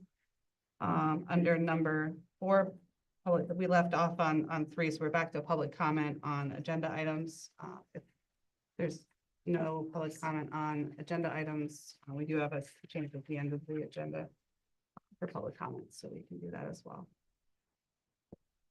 There's no in-person for regular session, and I don't see any online. So we'll move to number 5, approval of the minutes. We already did this. No, we didn't. We stopped that, right? We stopped at the recognition. John thought we were done. Okay, number 5, approval of minutes, Board of Education Special Joint Work Session, March 12th, 2025. And the Board of Education regular meeting, March 12th, 2025. I looked on these, I don't see any issues. We can do them together. If I have a motion to approve. Motion to approve. Tina, Second. second by Bob. All those in favor? Aye. Number 6, superintendent's report. Well, I had a very positive meeting with the middle school teachers and yesterday. And we talked about what are the qualities that we want to see in the new principal. And they were so engaging absolutely thrilled to have an opportunity to have some voice in what was going to be the person chosen for the future. So we talked about what the process is going to be. And the first thing that we do is we collect input. And they said that in the years that they've been there, they've never been asked about what they wanted in their next principal. So they were most appreciative. Then Kevin and I have been working on the posting, and we're looking forward to getting that out in the next couple of weeks. And from there, there will be a review of applications. Now, depending upon how many of the teachers want to be involved, that will dictate whether, you know, if it's only a few people, they can participate in one of the rounds of the interviews. Or if there's a lot of people, they can help us with the review of the applications as well, so that everybody will, as many people as we can, will have an opportunity to have input. I anticipate there would be at least 2 rounds of interviews, depending upon how many of the applications that we get, but I would think that we would get a very favorable response. And I have to say, it was just a great conversation and very thoughtful. And I'm excited for them because they were very, very involved. So it was a great afternoon. It was great. Well, they were open to the process and excited for it.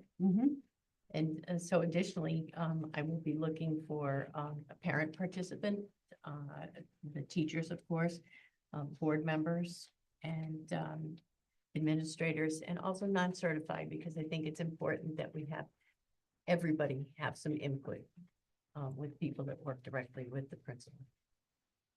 And we'd be able to have representation on that from the staff that are coming up from Memorial. That would be strong next year. That would be, Yep, that'd be great. It's a great suggestion.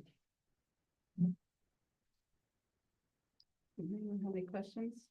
Well, on that, I think it's important for the public to know that this is not a board function. People have that presumption sometimes that, oh, you're the person that hired it. We can be an advisory role, but it is the superintendent's purview and responsibility to do that. And sometimes I think that gets muddled up in the mix of, we made the decision, but we're not.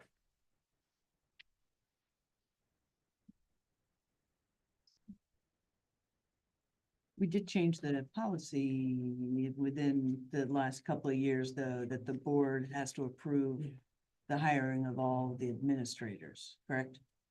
So the superintendent hires and then brings the person to the board. Yeah. Yep. I think it's gonna be a great process and make sure that all, as many stakeholders as we can, especially for strong and the challenges and changes there too. Kevin, did I miss any part? No, I think you did a good job. Okay. Thanks, Kevin. Well, John. I would also like to say that I think Pat's doing a great job. You're here. Yes, absolutely. Thank you. And people from all over different parents, and the communications you've had with parents have been wonderful, and the staff, and we are very appreciative of you. Okay. Number 7, chairman update. I have no updates other than the update we can give on the superintendent search committee is it's well underway.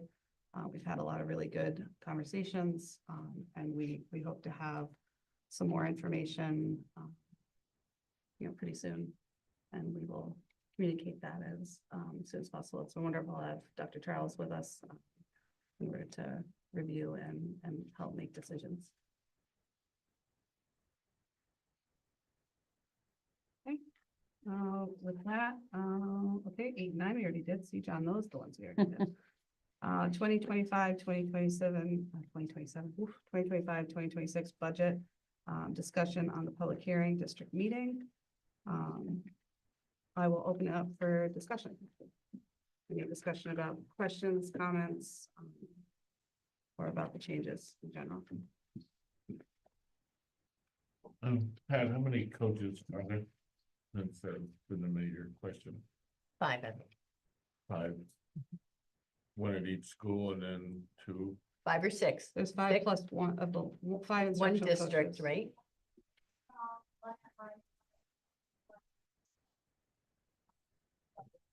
Six. And total. And what would the makeup be next year? If you repeat that again, Six. people might not have heard, no, with the ones that If you we said. cut one, Yeah, there would be basically, one at each school and one district-wide. Two at Strong. so, one at Brewster, one at Lyman, and two at Strong. In one district. What is the role of the district person? I'm gonna ask, The district one is doing more, can you come over closer? Yeah, only reason being is because people are not gonna hear it and we don't want to say that we weren't transparent with this. So the district coach, I'm sorry, I'm sorry. No, we're sorry. I'll apologize. right. I like that. So I like it. the district coach actually, aligns a lot of things. So we have, the district coach, does a lot of aligning between all the grade levels, K through 8. The district coach is also very vital in implementing new instructional strategy we have throughout K through 8 as well. She has done projects as well at the high school, to align K through 12. Currently working on the playlists and implementing that new instructional strategy and helping, in, like, we just did this, social studies, revamp of the curriculum K through 8, and she comes to all of those meetings to make sure that everything is aligned throughout the district. She does a lot of, going into classrooms, helping teachers at all the grade levels, and to really, work to make sure that we are one cohesive district. They have her presentation at, Yes. the Student Achievement Committee meeting last Wednesday opened my eyes as to just the sheer volume of, work that the district-wide coach, puts in to support staff and kids. It was, I can share that summary that, I put together. Go ahead, sorry. Is that, the same as the, learner-centered coach? Yes. You could use that name, but it doesn't have, it's really a district. As we've moved and shifted throughout the last few years, the learner-centered coach really has shifted more towards what I would call a district coach, making sure, again, this year especially, as we move towards doing more curriculum work, and making sure that's aligned, as we've moved towards more instructional strategies, and making sure that that is happening throughout the district as well. So while it is the same in body, but it has made a little shift. So you could say district coach, learner-centered coach. Title does not always dictate what somebody does, so. Can I just, Of course, we're gonna mic drop. you might jump in a second. So the other thing that the district coach does too is, she's also working with pre-K right now, and she's writing the pre-K curriculum with the teachers. That is one component of our district sometimes that we forget about, is that we do have a pre-K program. It's not just K to 12 that she's overseeing and helping with, especially with the curriculum and instruction. And the other piece that she does, and you saw this as a great example last week, is the data and the compiling all the data and the data-rich discussions that she has with the coaches at the schools, and then sometimes as well with the individual like team or grade level groups as well. So there's a lot of behind the scenes work as well as the face time that she does have, like in the classrooms modeling lessons and things like that. And then can I share one more thing? Okay. Having been an instructional coach within the district, which I really enjoyed my time as an instructional coach here. It was a wonderful experience. Although we are down one building next year, we still have the same number of students and teachers. So I just want I just want to make sure that we are cognizant of that. So at the elementary level, Memorial does close. Those 5 teachers for 4th grade and the 100 students will be at Lyman. The other, 5 5th grade classrooms and 100 students will be at Strong. So if we are going down a coach, we are essentially doing more with less people. So the coach at Lyman is then responsible for 5 more teachers, which I think becomes 15 or 16 teachers, not counting the special education teachers that they also work with, as well as the intervention team.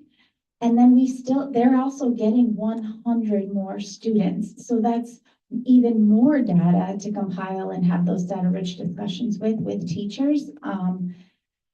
So although we are closing a building, I do understand that, I really do. I just also want to be keeping everyone's mind the shifts that are being made in elementary education right now. So if we're doing more with less coaches next year, and it's also a transition time for 10 of those teachers to new buildings again, we're also going to be continuing to work on the social studies curriculum, math curriculum. The teachers are then rolling out a 3rd module for EL, which is our literacy program that we're using. They also will be writing literacy curriculum and getting the exposure of just seeing that curriculum for the first time. Oh yes, the brand new data platform, which is really exciting. However, that is all new learning just to use the platform and to figure out how to interface with it, because the data platform we've currently been using, we will no longer be using. So while there are benefits to it, it is still a shift. And with the EL, one more thing I want to say, they are rolling out another module. The EL program has revised and will be releasing a new version this summer. So the 3rd module that they're going to be getting, we're proposing we go with the newly revamped model for the 3rd module. So that is essentially, yes, it may be similar to what they've experienced before with EL, but it's a different format and is going to be featuring different text and different information. So I just want to remind everybody about the support that teachers need, especially at the elementary level, with this amount of change with our curriculum. Thank you. Thank you. Thank you. Well, Liza, you guys make a great duo. Right? Take it on the road.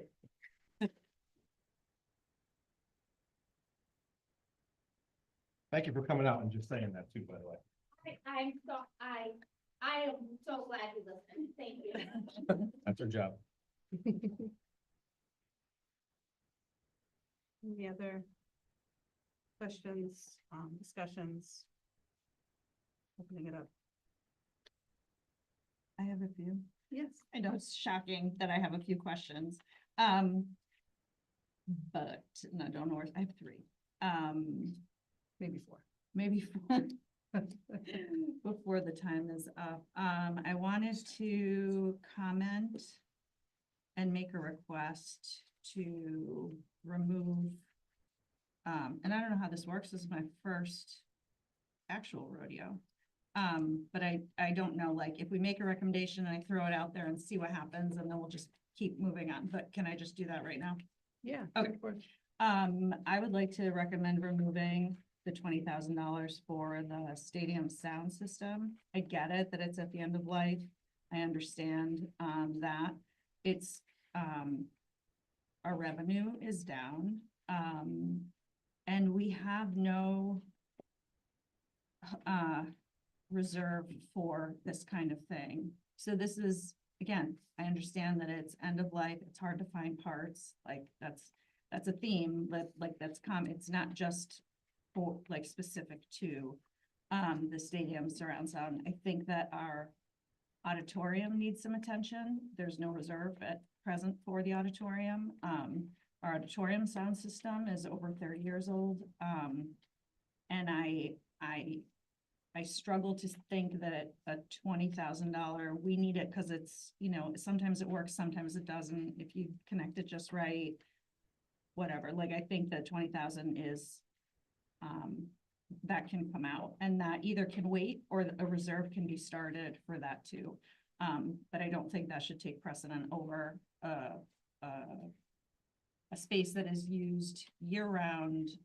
Not that the stadium is not used year round, but by the town and students and concerts and all of that. That sound system needs some attention too. So I would like to take that out. My second comment is after the presentation that we were given on Wednesday at the Student Achievement Committee meeting about all the work that's going into coaching and helping staff, and the fact that student achievement has been really, really persistent, for lack of better word, about catching up with some time that we may have lost with looking at our curriculum. Now is not the time to cut a coach. So that's my second. And then my third question is, I just wanted to speak to the people who commented on the librarian. Like, I appreciate Katie speaking from the perspective of a secondary school librarian. However, I do not believe that the current role that we're discussing actually has that same job description. From my understanding, our high school library position has not taught classes in at least a decade. And Jenny had some pretty remarkable numbers. 7,699 books at, was that Lyman, Mr. Ford, the 7,000? That was 7,000. Lyman had 6,664. Yeah. And so when we're talking about, you know, the FaceTime with kids, we saw the coaches that they do have FaceTime with kids. The librarian position does not. They don't teach classes. They're not pushing into classrooms to work with teachers, from what I know. And I don't think the high school library number is anywhere near 7,699 books checked out. So I just wanted to address that because I wanted to make sure that folks also understood that that job description being described is not the job description that we currently have, that we're looking to remove from the budget. And with that, that was only three. That was only three. That was still to catch up. I'm sure I'll think of something else. I'll just say that just for right now, I agree on the job coach thing, or on the instructional coach. I'm not in favor of eliminating it either, but I also want to make it known that we are catching a lot of financial pressures from both Durham and Middlefield. So hopefully everyone is listening to what the needs are of our students and what our teachers have come here and articulated. So with that said, I would not be in favor of removing coach. Yeah, I think it's important to say, you know, like every time a budget passes, you know, we're good. When a budget fails, we're looking at positions that are cut that affect programming. You know, here come to light that this position, you know, could affect programming, could affect hands-on work with kids. And we don't want to see that. I'm in favor of keeping it with the knowledge that it will be tough for the towns to see that we're not reducing as much as they'd like to see. And I hope that wouldn't affect, you know, the budget, but if it did, the community has to understand that, you know, the budget doesn't go up when it fails, it goes down. And it's important for people to support our budget when it comes out, because we don't want those positions that are hands-on with kids that are cutting into programming. Every year we're trying not to cut into programming. I think this board has had a track record of being financially, the word I'm looking for? Responsible, thank you.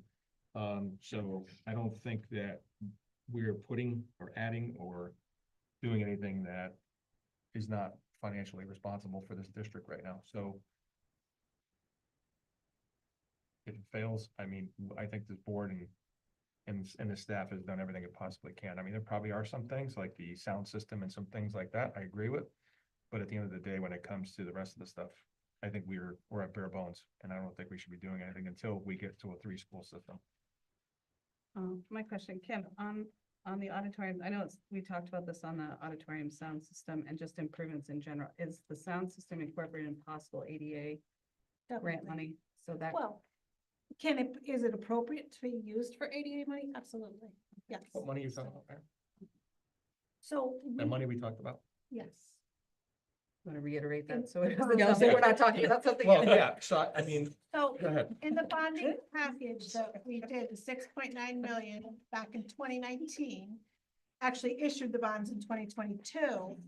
There was money in there for improvements at Brewster School. And we didn't do those for obvious reasons because we didn't know the fate of the school. So there's about $2 million in there that can be at board vote and redistributed to other projects that were inside that 6.9 million.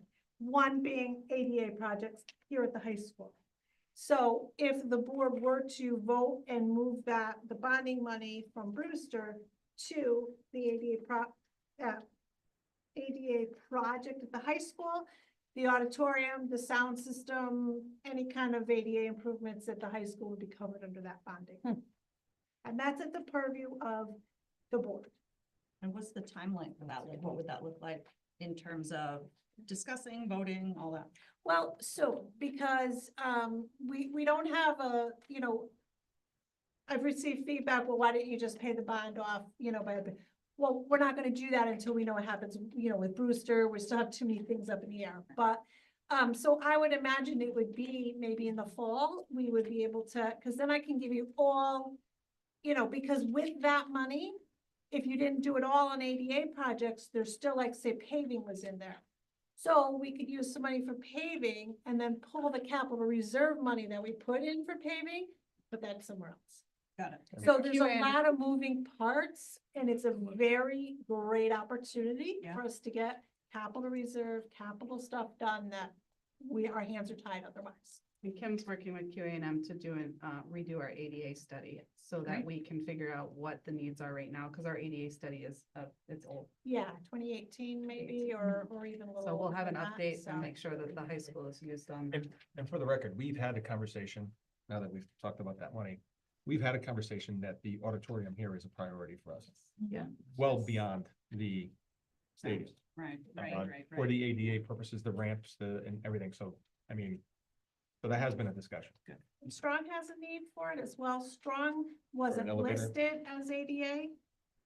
Was that? Wasn't that the elevator thing? Yeah, and also the push doors for students in a wheelchair can't get in, they have to come around the back door. So they have a need too. That wasn't listed in the bond package, but what we can do is the money that we're removing from, say, the paving that will be covered under the bond package can then be reallocated to some ADA improvements at Strong. Yeah. But we don't have that money yet. We have the bond money, We have yes. the bond funds Yes. there. We could do the bond funds now. Yeah, we should wait and we should wait can, till I would say in the fall. we Yeah, can right. Start that. That sounds good. Thank Thank you. That's helpful. Summer. And Bob, remind me, a lot of the discussion was in our building committee minutes. So if people That's want what to I just reference went through, that, that's where I just went it's in our back to. building committee minutes. So if And people the- want to know what's going on, that was in the building committee minutes. But it should be something we start putting on building committee's agenda. I think it'll be really important. It's already been there. I know they've been talking about it under facilities, but if we make it an agenda item, we can get an update once the. Yeah, study's and there's done. still some moving parts in terms of like the HVAC grant. Like they said, we'll get it. I submitted everything they've asked for. I haven't heard back. So until I get that money, I'm reluctant to say, oh yeah, we have another 1.2 million to spend. So Yeah. I'm not quite ready to propose it yet. Yeah. John, and Tina, you both are recommending to keep all the coach positions. Well, from going from the 6 to the 5, yes. I am as well, as am I. You guys know I already am. Yeah. And No, what I would think that- so. And what for the would ones you- who weren't at the, yeah, Kim, I'm sure So she's ready I, to, you're sitting. Yeah, so I'll take out, I won't do that 20,000 yet, just add the 80,000 back, it'll become, and it's 80,000 because it's not the full position, it would be a bumping thing, right? So, 80,000 back would be a 4.07 gross and a 4.53 net. And what's the full number on that.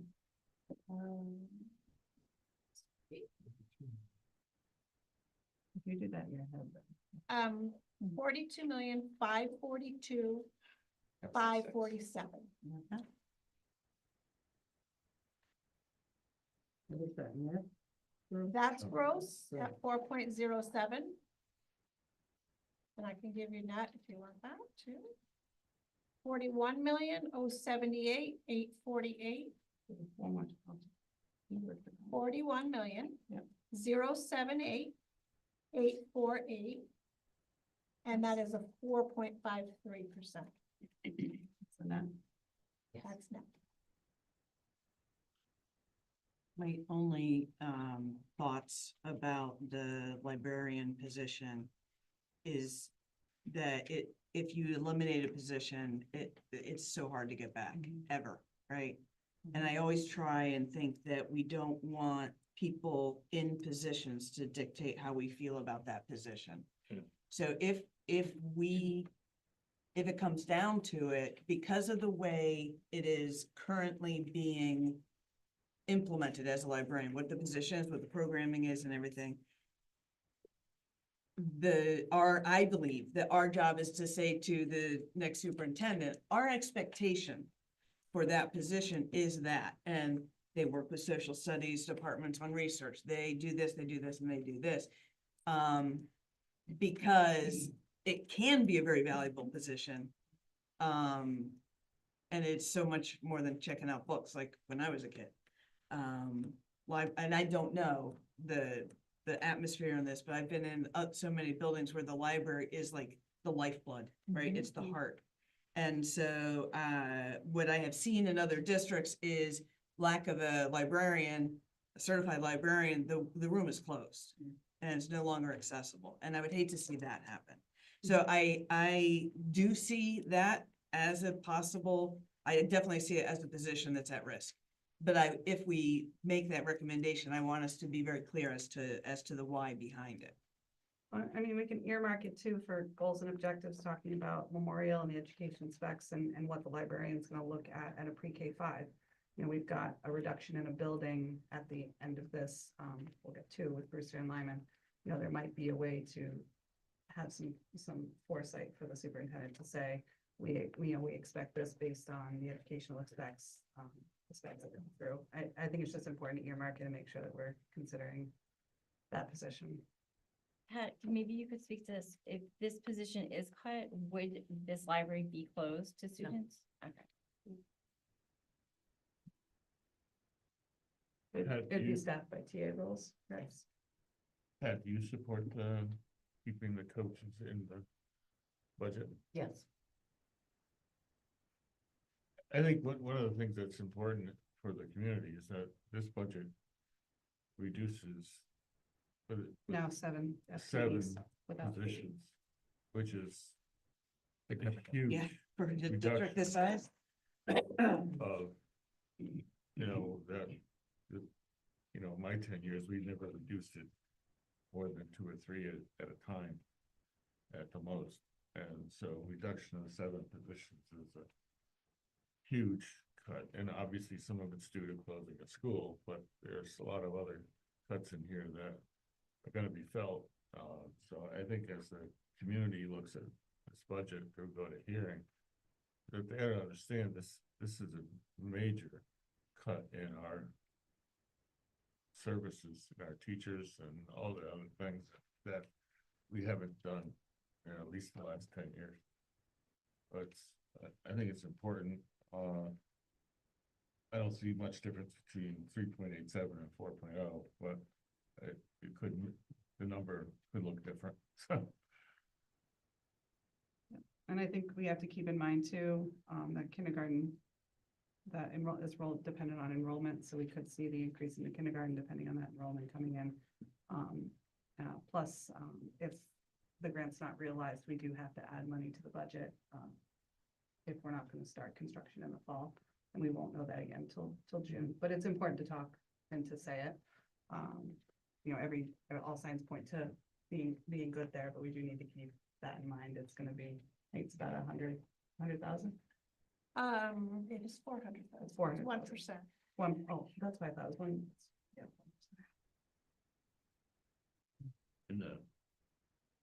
In the past, we always turned to capital, and as a result, we've run into some significant problems with not being able to keep up with our equipment and our buildings. So there's still quite a bit of money in there for reserves for unexpected problems. We have two 50 or 60-year-old schools that have issues already.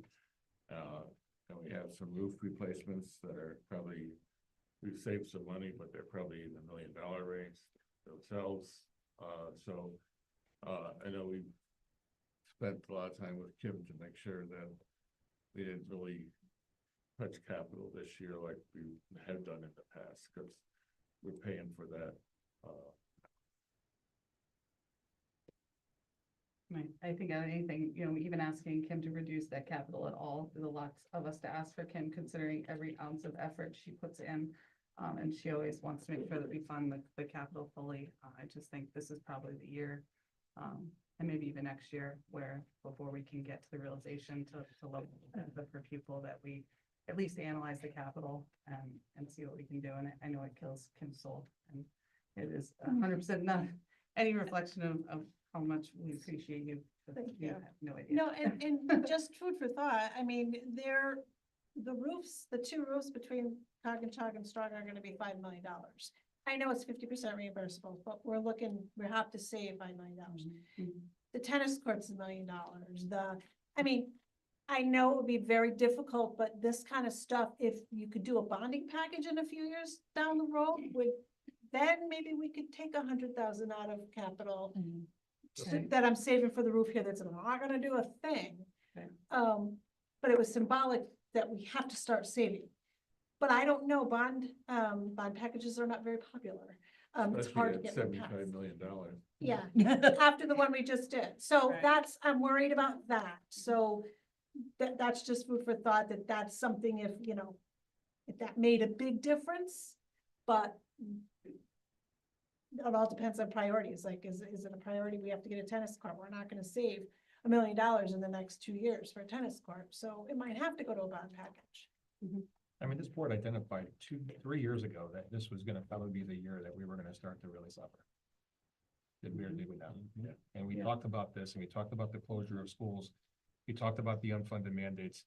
That's a culmination of all that's going on right now for basically a cost of living increase on our budget right now. It's reality, unfortunately. Do we want to see it this way? No. Do we want to be more fiscally responsible? I don't think we can do that until we have a three school system. So it's going to be a little bit difficult for the next couple of years. I think everyone just needs to realize that we have an end goal. That end goal has been in the process for 4+ years, 10+ years. Let's just say that. Okay. So I think everybody needs to understand that.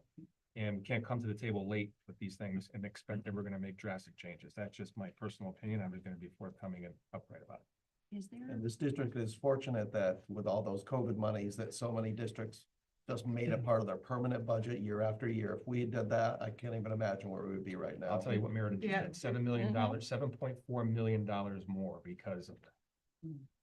Yeah, there's And it was approved, by there's the way. districts at 41% due to the inability to cut certain positions that were put in during COVID. And that was it was big that we did that. We're lucky to not be there. Even some of the regionals are spiked because of that, on top of the pressures from special education. I do think that the state's starting to listen to us on the ACS grant funding formulas. I think they get it. They've kind of backburnered it because they're fighting a lot of stuff at the federal level right now, which is, the priority where they are right now. But when they come back to it in the next session, I think we have a cohort that's going to be testifying from other districts, and we'll just keep telling them what the pressures are. They hear a lot from Hartford. They hear a lot from New Haven. A lot of the testimony, you go to the bills, it's all the bigger cities. Regionals really need to get out there that we have different pressures, but the pressures are just as great, if not harder, on our smaller communities. Because of the 5-year rolling enrollment, they now have 3 different regional districts that are going to go towards the rolling enrollment. So it's neat to be the first to do that for both communities. And we'll get there. It's, getting to that 2027, hopefully when the building's open. And we've identified a lot. We've done a lot with a lot of the facilities.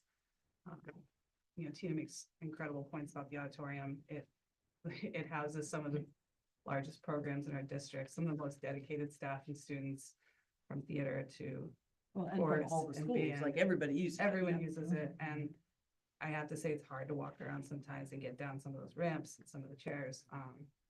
So it needs to be a priority, and hopefully it's a priority in the ADA. 100%. That was totally discussed in the building committee that most of us have been at.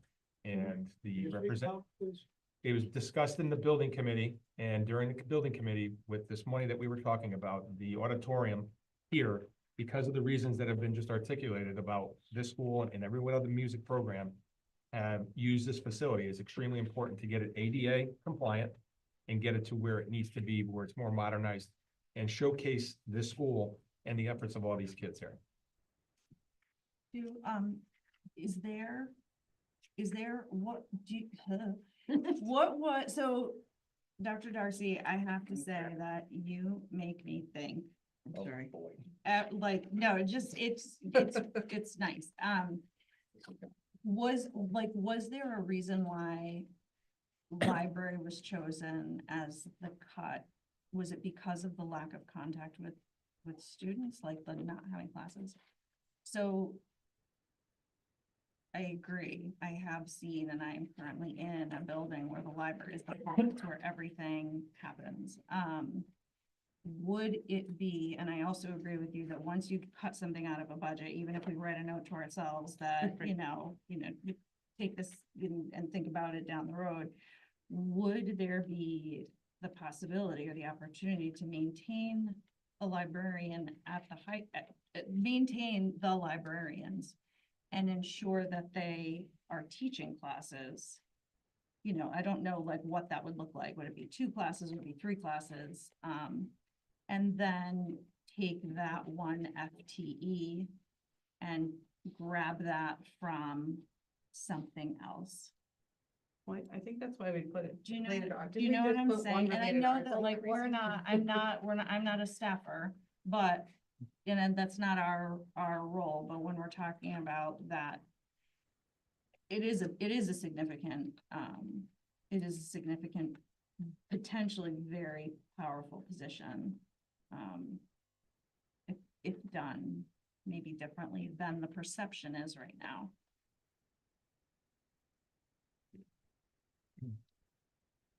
The top one on the spot. I was just gonna say, That's what it's, I mean, that's I'd like to interpret that. I mean, it wouldn't require like a numbers change right now per se, right? Because it would still be a 1 FTE removal, but it would just not come from that position. Well, It probably plays the into message though certification.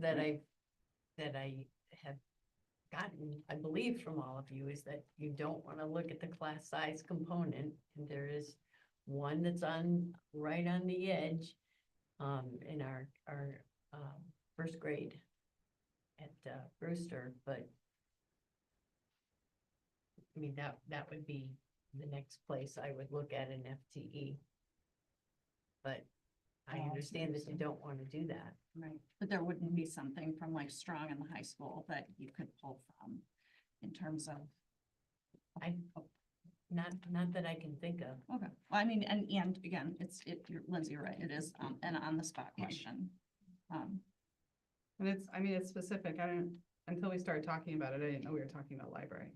And because we put it as related arts, and I think that's just to allow you to be able to really analyze it. We're asking, an interim superintendent who's asked that question on the spot last week. And so I think giving her that leeway to be able to make those decisions is what's going to be important with the staff. Yeah, let's go. But I'm not in support of reducing a first grade. I think it gets us too close to the class size. That'll cause an uproar. No, It's just not right. It's not the right thing to do to get that close in the class size. We just went through the class size and the policies. We said we want to keep the class sizes the same. You could have 2 kids move into district, twins in first grade, and go up over that class size. And I understand we legally can do it, but it's a recommendation, but I I think we really need to work on supporting the kids and these teachers in this 2 years. And a lot can change in 2 years. The board that's gonna be here in 2 years is gonna have a lot of decisions with the new superintendent on how we're gonna structure Memorial School based on the ed specs. It's a big undertaking that's gonna involve a lot of people, and I think a lot of that will come to light and restructuring. I just think we have related arts teachers at Memorial that were gonna be split between different buildings, so I don't know if there's a balance in there that, you know, Dr. Charles can work with and reassignments that would cover it, but. Not unless you reduce the number of classes that they teach. Yeah. Because we have the same number of students. Right. He's good. She can't do it all. Can't do magic. Well, I think she does magic. Just saying. Maybe not that one. Wait a minute, you want to come back next year as a librarian? You got jokes.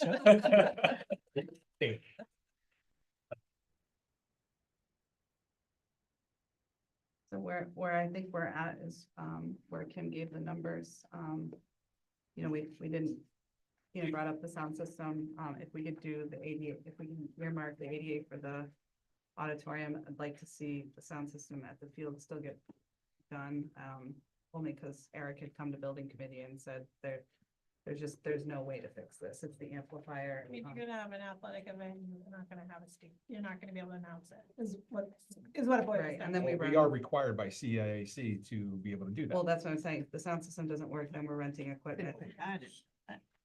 Oh, And yeah, if we're we're renting, required by CIAC to do if that. we're Am I- renting equipment, then we're up over 20,000. I've got a for all of the karaoke games. machine. Yeah, no, Yeah, we're required I by mean, we could lease, CIAC. you could technically lease something, We went up. but the lease is probably 20,000 in itself. We did ask him, like, are we talking like end of life, or it's like a hope and a want, and he said it will not make it. And I thought it had to do with the speakers, because It's you the couldn't whole, it's the hear, entire system and there's no. but it's not the speaker We have system. notes It on is, that? it, The yeah, it is amplifier? the actual amplifier in Yeah. the Yeah, building. the speakers are fairly new. It's the so it's not amplifier, it's the speakers. guts, Yeah, it's the guts. I think Ken could fix it. Look at him, he's hiding back there. He's not- yeah. No, remember, he says I am not a It's sound like I guy. want nothing to do with this. He is not a sound guy. IT is not even. He's happy to get you a sound guy. Yeah, I think it's tough. I know we really wanted to see that number under 4.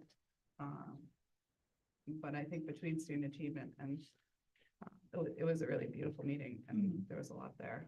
It really opened my eyes. Yeah, and you know, it's clear the support from minister. I know it was really hard for Dr. Charles to go back and talk to the administration and see if this was doable. And I think doable versus what we really want for kids is different. If we want as much support with all of the different wonderful things that Noelle said that they are currently doing in curriculum. I didn't know about the revision on EL. That's thanks. You learn something new every day. Well, Do you want the me other to part about make this. a motion to approve the budget? as Yeah, just- revised? I think that's game. I had the motion right here. I'm writing the number down.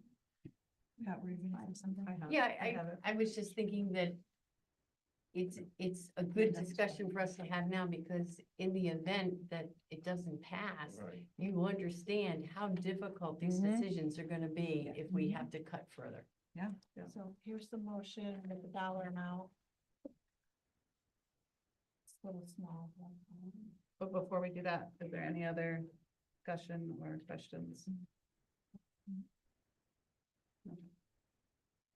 Okay, I'm asked for a motion to go to the annual district meeting on May 5th, 2025, followed by a referendum on May 6th, 2025, with the 2025-2026 regional school district gross education budget of $42,542,547.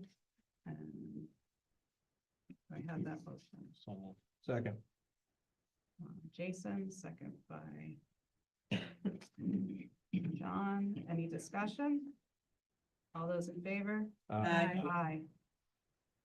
And just to let everyone know, the annual district meeting will be held on May 5th, 2025 at 7 PM. here in the library. We normally do it in the auditorium. The past few years, we've done it here. It's worked out pretty well for us. We can hear people, people can see us, harder and darker in there, and feels a lot less personal. So we will be here again this year. The referendum will be held on May 6th, the following day, from 6 a.m. to 8 p.m. with voting at the Durham Community Center and the Middlefield Community Center for Middlefield. Nice try, big guy. All right, you two could behave over there, sorry. That'll be normal voting hours, not the reduced ones that we. Yes. 6 a.m. Yeah, because it's the regular referendum, it's not an additional referendum. And we just had some communication from Durham and some confusion on dates for the referendum and you know, Meg, I just want to make it clear, at the beginning of the year, Meg does a fantastic job of taking our meeting dates, and she sends them to both town halls, so they have those ahead of time. It looks like there might have been some miscommunication between maybe the clerk's office and the register of voters, that they didn't know that May 6th was the scheduled date. So Meg and I have talked to them, and Dr. Charles was on that too, and they understand, and so they're good to go. All right. We're not close. Progress. We are on another page. Staff report, Director of Finance, Ken Fortune, and her. I have a very quick report. General fund for March, closed out March, 72% expended. We're still 100% encumbered, and we've received 75% of our revenue. I just wanted a quick update on the, we issued an RFP for construction manager at risk. It's out on the street now. They did the walkthrough last week. It's due back Friday. The bids are due back Friday. We had 3 very good companies attend the mandatory walkthrough. And then we'll be doing interviews with the building committee Wednesday. And we're inviting anyone from the board to come, just like the last one. It's going to be a little different than last time because we're going to meet at 5 and we're going to actually look at the bids just before the interview because it's such a compressed timeline. And there's not going to be any more than 3. And then we'll interview the architects and interview construction manager at risk, and Rusty and Carson will be there as observers because they'll be working very closely. They don't have a decision in who it is, but they'll be wanting to hear the interview process.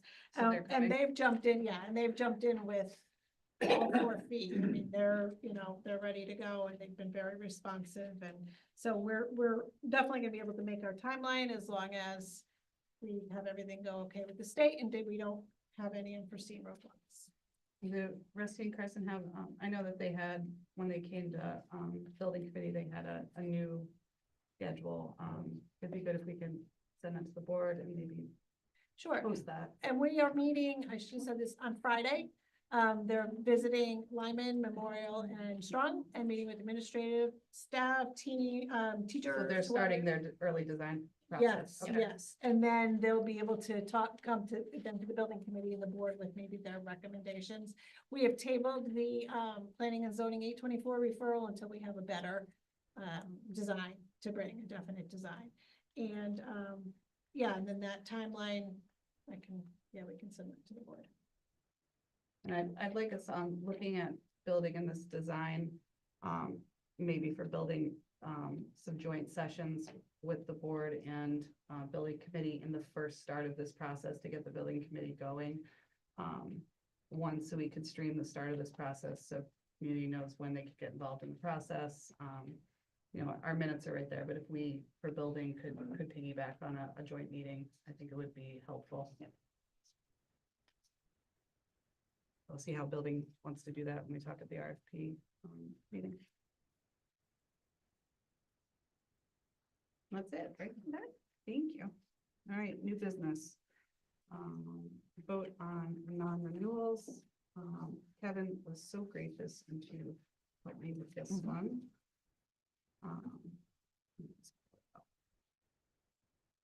I did have it up, Kevin. I've got it right here, Lindsay, if you need it. Oh, well, no, I have it now. Okay. No, I have to read it. So per state statute, the superintendent's required to provide non-renewal notices prior to May 1st. It's in anticipation of the budget passing. not passing, and the Board of Education must vote not to renew the contracts prior to superintendent's action. It's very procedural. We've all done it. We do it every year, but it always sounds terrible to be naming off names of non-tenured staff. But, you know, we have to do it. We have to do it. So we do it every year. I don't see the motion, Kevin. None of it's about it.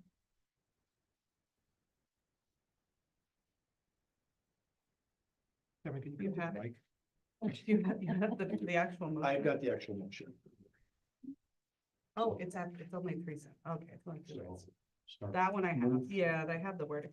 Okay. Okay, so, I need a motion to move that the contract of employment for Laura Mongillo, Erica Flanagan, Ashley Schwartz, Mia Mazzola, Thomas Delalia, Christina Preculi, Mark Shana, Christy Fournier, Brianna Tosto, Amanda Romano, Marjorie Bruce, Leo Lomatad, Christine Todd, Gloria McClure, Victoria Abalafia, Carly Elman, Heather Almodovar, Jessica Picola, Joseph Scalia, Shannon Vendetto, Sherry Pereira, Nicole Poulin, Catherine Adamitis, Sonia Charpentier, Marco Alamedo, and Polly Migdalo. Do I have a motion? So moved. Linda, Second. second by Bob. Any discussion or clarification? All those in favor? Aye. Any opposed? Any abstained? Okay, happy budget system. Vote on food initiatives. Kim, do you want to explain what this one is? I do have the motions, but. In order to participate in the National School Lunch Program, which gives us reimbursement for students who have free and reduced lunch. And also a little bit on the reimbursement for students that are full pay. We have to we have to have this healthy food certification. So we have to abide by rules in terms of what kinds of foods we serve and also the time that we serve it. So we can't serve foods during school, and if there's fundraisers, they have to be done off campus. It can't be anything at regular intervals. And then we do have, and that's beverages as well. But then we also do have exceptions. And that's, that's the second vote is to allow certain exceptions. And exceptions would be things like pizza at a basketball game or, you know, something like anything that is not during the school day. We do this every year, but it's required every April, May for us to do that. So these motions are word for word what they need to say. So these are two long motions, for the purpose of discussion, make, motion to vote for participation in the healthy food option of HFC pursuant to CGS section 10-215F. The Board of Education of Regional School Districts 13 certifies that all food items offered for sale to students in the schools under its jurisdiction and not exempted from the Connecticut nutrition standards published by the Connecticut State Department of Education will comply with the Connecticut nutrition standards during the period of July 1, 2025 through June 30th, 2026. This certification shall include all food offered for sale to students separately from the reimbursable meals at all times and from all sources, including but not limited to school stores, vending machines, school cafeterias, culinary programs, and any fundraising activities on school premises sponsored by the school or non-school organizations and groups. Do I have that motion? So moved. Jason? Second. Second by Lucy. Any discussion? No discussion. All those in favor? Aye. Any opposed? Any abstained? Vote number 2, motion for language for the combined food and beverage exemptions. The Board of Education of Regional School District 13 will allow the sale to students of food items that do not meet the Connecticut nutrition standards and beverages not listed in section 10-221Q of the Connecticut General Statutes, provided that the following conditions are met. 1, the sale is in connection with an event occurring after the end of the regular school day or on the weekend. 2, the sale is at the location of the event. And 3, The food and beverage items are not sold from a vending machine or a school store. An event is an occurrence that involves more than just a regularly scheduled practice, meeting, or extracurricular activity. For example, soccer games, school plays, and interscholastic debates are events, but soccer practices, play rehearsals, and debate team meetings are not. The regular school day is the period from midnight before to 30 minutes after the end of this official school day. The location means where the event is being held and must be the same place at the food and beverage sales. Do I have that motion? So moved. By John, second. Second. Ooh, I'll give that one. I think Jason beat him by Oh, a okay, little we'll give bit, it to just a little bit. All right, any discussion? All those in favor? Aye. Aye. Okay, C, discussion and possible vote to suspend policy 3260 for Lyman Memorial and Strong Schools until September 1, 2025. We did this, last year, we did it last year, and that came up, and so that is expired. I thought we didn't give an end date to it, but we did. So Dr. Charles is asking for us to make a motion so that those staff and building administrators and staff can really go through whatever they need in order to move. Yeah, now that they're moving, and we hadn't included strong last time, and we need to include strong this time. Yeah, so again, that would be until September 2025. Do we have that motion? So moved. Ooh, Linda, second. Second. Ooh, Bob. A discussion. Again, it on this one, it sunsets on September 1st, 2025. And this just allows for removing any old stuff. You know, I think in this one, we just really need to be cognizant if there's anything that is in working order or can be used somewhere else. You know, there was a question about things in dumpsters and whether they're usable. I mean, it was the things I saw were covered in rust and clearly, but sometimes someone will want to that. If we could just be really clear that The plan is to go right through Memorial and take everything that we can use somewhere else. I started at Lyman, but I've asked the custodians that, so when I was at Lyman a week or so ago, the custodian said, hey, you're not gonna use the bathroom partitions, can we grab those out of Memorial and put them in here? We can use them, ours are all rusted. Absolutely. So I've asked them to start to put a list together of the things that they need for Memorial and we'll just everything out of it. Yeah, Madison just did it really well, in their shifting and closing and building new schools. So, you know, someone posted online, you know, on the district, I think it was social media, just said, hey, this stuff is here. If you're really interested in it, you know, come. I'm just trying to avoid that happening. And just to clarify, it's for Lyman Memorial and Strong School. Correct. Yes. Yeah, because if they're bringing, if the stuff is coming in, if there's things that need to be removed, that's can make more room and space for teachers, then we need to be able to do that too. Okay, all right. All in favor? Aye. Aye. Any opposed? Any abstained? Fantastic. Policy review, you're on, Bob. All right, this is for the second read. Just quickly, the activity funds management 6145.8. We're going to delete that because it's covered under the 30,000 series. The care of instructional material 6161.2 has we already have that, but we added some language on new technology. Class 6113 class size. We're keeping that current, but we deleted one redundant sentence in the middle of it. The curricular exemptions, these are for new requirements under new law that allows parents to exempt their kids from certain teaching instruction. Educational tours, we 6153, we deleted that because it's covered in field trip 6153. So that keeping that as it is. Homework, it's a new proposal. We're going to add with regulations AI to that, but the language stays the same. The AI stuff would come under regulations by the superintendent. The Honor Society, 6145.6, we adopted a revised schedule so that, the end of their sophomore year and the end of the junior year, they can be elected into the Honor Society. And participation in school-sponsored activities, we added, a sentence that allows people in the high school to bring a date to the prom, basically, from outside the school.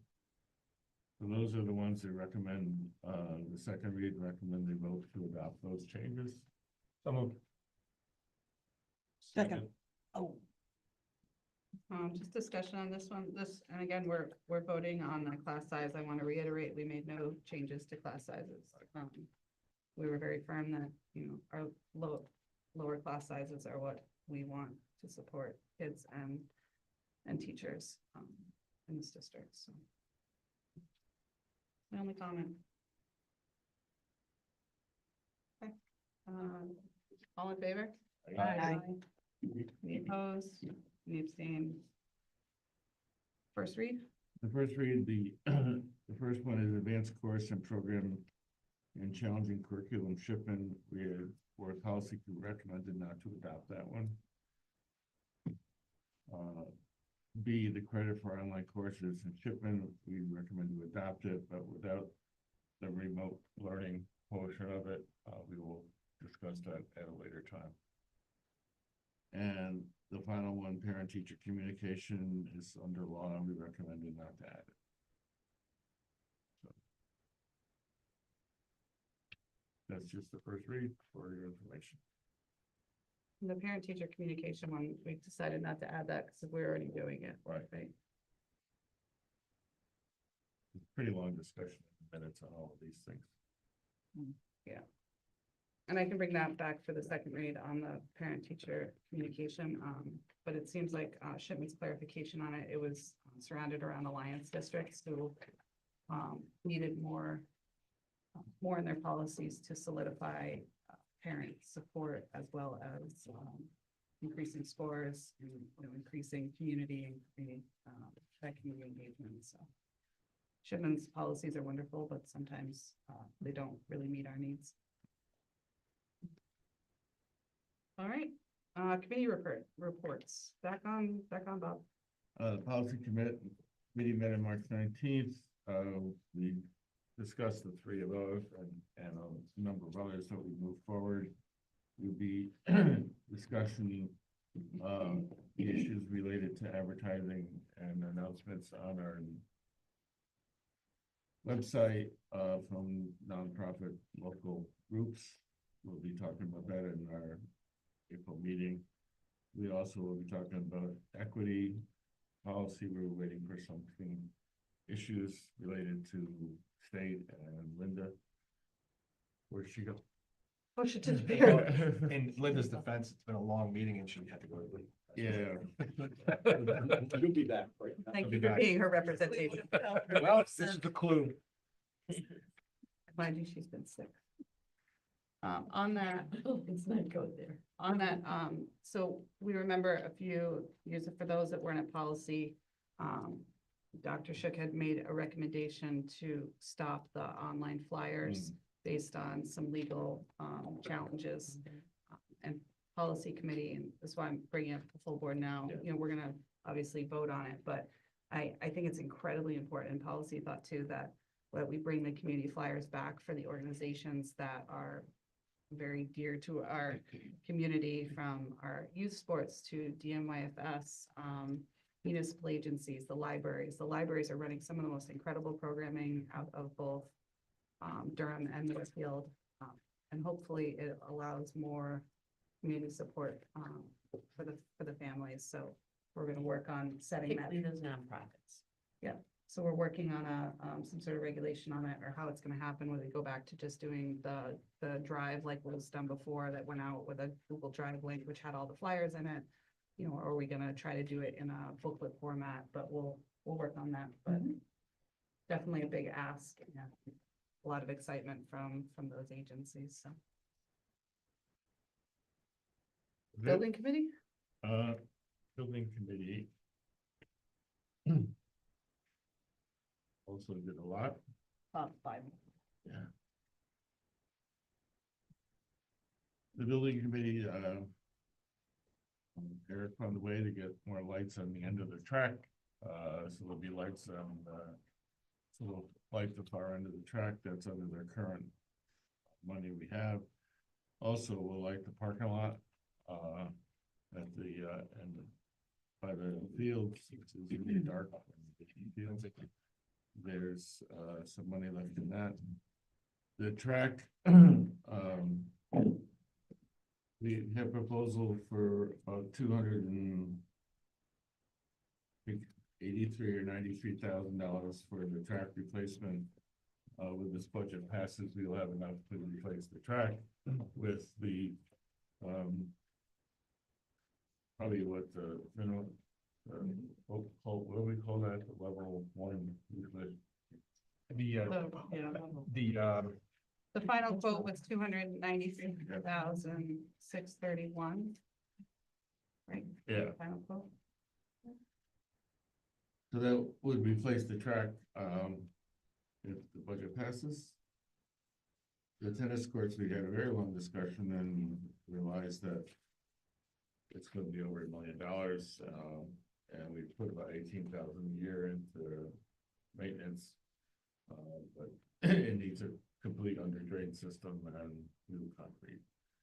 Dr. Charles has been in contact with a lot of the stakeholders within tennis, and they're actively working on a lot of ways to address the issues. There's, we talked about, there's significant cracking. There's families that are concerned about safety, tripping hazards. And so Eric's working really hard on that to be able to figure out if some of the issues are from just that it's so wet right now and it needs to dry out a bit, and maybe the bubbles will start to come down and the cracks will go back. But it's, like we said before, not an easy fix. And, it would have been great to have a savings account for this a long time ago, but we need to continue to talk about it and find ways.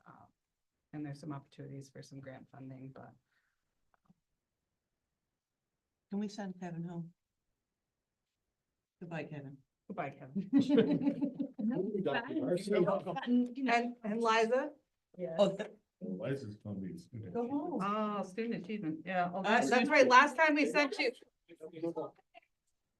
All right, okay. Liza can leave. I'm still here. She's got a long drive home. Oh, hi, Stephanie. Hi, Stephanie. Hello, hello. I've been here. I've been Voice of here. Stephanie came from the ceiling. Thank God I wasn't. Take care, folks. Have a great evening. Good Drive night, safely. Mr. Brown. Thank you, Kevin.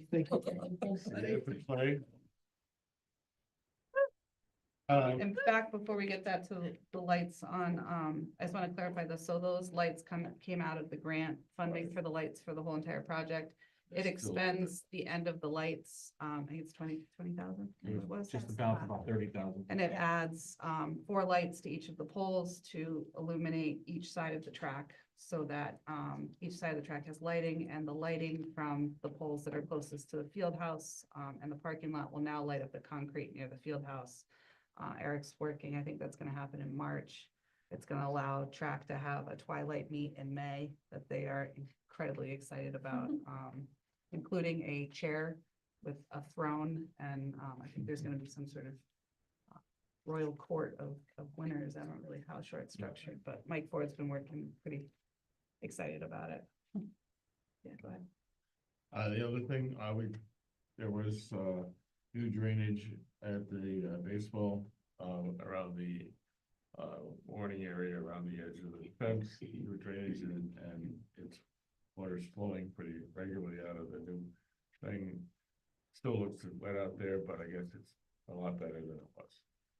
They played today on it, so yeah.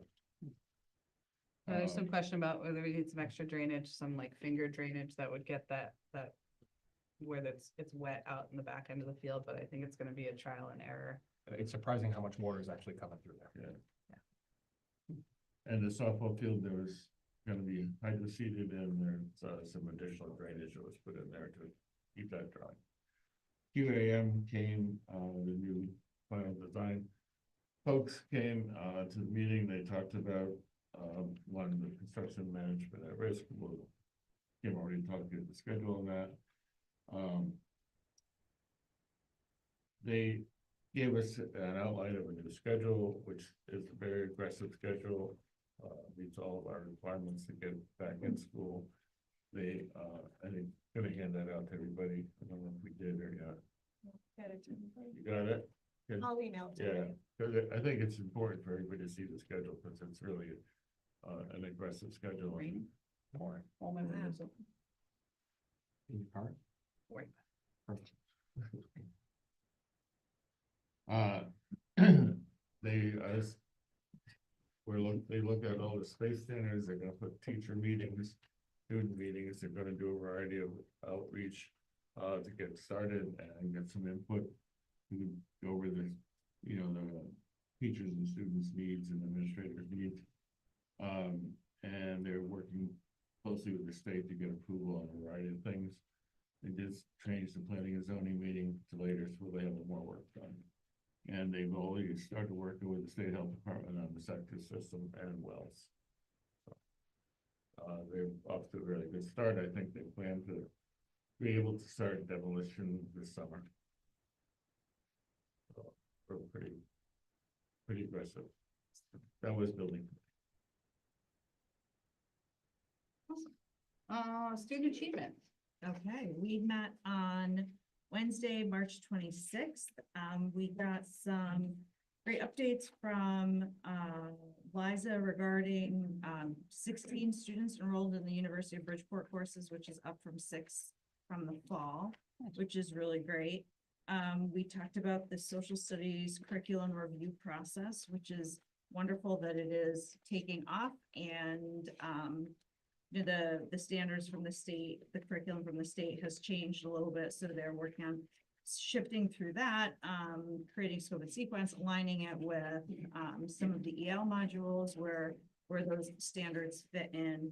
The biggest piece of the meeting, the biggest chunk of the meeting was regarding the math playlists. So I know that the board has received some emails from parents, or had received emails from parents. I know some parents had communicated with teachers and admin about concerns about the 4th grade playlists being used in classrooms. And it was really nice to have the entire 4th grade team here, all of the teachers, the principal, the coaches, Liza, Stephanie were both here as well, and Tara Hikla, who was she's the district coach. Really eye-opening in terms of what playlists are, and in certain cases, more importantly, what they are not. So like the 4th grade playlists are not new curriculum. It's not new, it's not new curriculum. It's not a standalone program. It's not a purchased resource, or it's not a purchased curriculum, a can package thing, but it is reorganization of existing curriculum materials that integrate instructional videos, progress checks, personalized learning. And the things that they were able to dispel for us that was really significant, especially in terms, and Liza, jump in if you need to jump in, but especially in terms of the concerns that we've heard from parents, were that the teachers are still delivering instruction. The teachers are still having small group instruction. They're having whole group instruction. They're doing grade level work in class. That was another concern from the parents. The content and the rigor of grade 4 math has not changed. The biggest change is to the method of instruction, which has allowed for personalization and differentiation, which is really important, which we know we need. And they were also able to share that the data that they're collecting currently isn't just from one place. It's not just iReady data. It is data from various points. And it's showing that the kids are growing in math.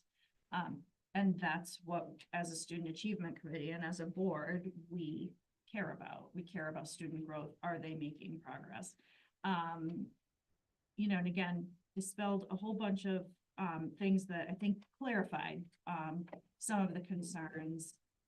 I just want to make sure I hit on the key points. I did create a summary. I sent it out to some parents that we have heard from. The teachers were so enthusiastic and so excited about it. They also said that they see a higher rate of engagement and motivation among their students. Kids who previously might have been math averse, Math avoidant? avoidant, maybe even, taking ownership, being motivated, engaging deeply with the material. The teachers are also sending home bi-weekly playlists so the families can see what their specific children are working on. And in terms of next steps, this is an instructional practice.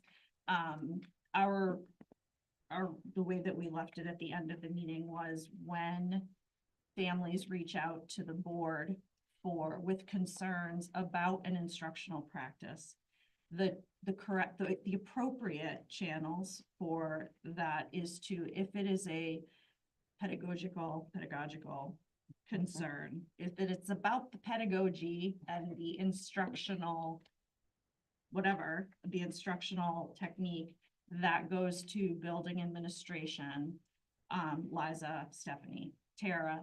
If it is specific to what the playlists look like in class for individual children, that is, the teachers are welcoming that communication from parents, because you get a lot out of having a conversation with your kid's teacher about what your child is doing, where the gaps are, how they're working on them, what grade level skills are happening, and kind of restating that student achievement is just that. We review, we guide, we approve curriculum. Instructional practice is led by the experts in that arena. And those instructional experts are our coaches, are our teachers, are our administrators. It was a great meeting. It was probably the best one we've had in a very long time. It was really great. I wasn't there. Okay. And that wasn't the reason it was so great. Yeah, exactly. With the exception of a gaping hole in all of our hearts that day. Thank you. So the Student Achievement Committee will continue to gather data, feedback, information as part of our oversight of curriculum.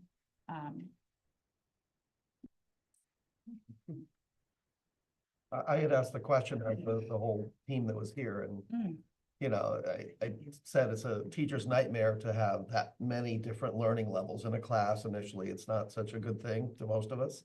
But this does help facilitate that a bit. And it does also, after the direct instruction time, give them a little bit of opportunity for social emotional time with each kid as well, which we know if that is not taken care of, no program is gonna let them learn. And they all said they're able to do this more. So it seems like a good model for fourth grade. Yeah, and Tara did say too, that the growth that they're seeing, they're not just seeing growth, they're seeing growth that is larger, and I'm not gonna get the terminology right, because it's your wheelhouse, not necessarily. Come on over, Liza. Yeah. Yeah. She's like, Want to go home? gone 10 minutes home, ago. yeah. But the growth that's being measured is bigger. Can you just, I can't. What we generally see with the teacher-led classroom and the one-size-fits-all instruction is that we are gearing it towards the middle, and it's very hard to see the growth on the ends, and we're seeing growth from all areas.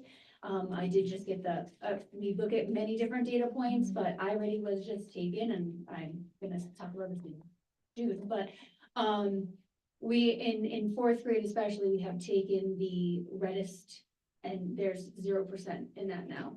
So before, and in third grade, so we are hitting all for growth rather than the middle, which we're bringing up. We're also hitting those that are often most forgotten, which are those that are above. And we are seeing growth in those students as well. So I like this form because we're not just hitting the middle middle students, moving them with grade level. Okay, here's grade level, here's grade level, here's grade level. We're able to meet the needs of all the learners within that classroom and move all of them forward. And then, of course, which we will talk about as student achievement, if we're not seeing that, that's where the intervention comes into play and other instructional strategies that are needed. Bryce also said that they're moving the fifth grade teachers are taking instruction on the process. So that students will be able to continue when they get to fifth grade. Correct. Yeah, they're in Yeah. one by one, I think, auditing in the fourth grade class.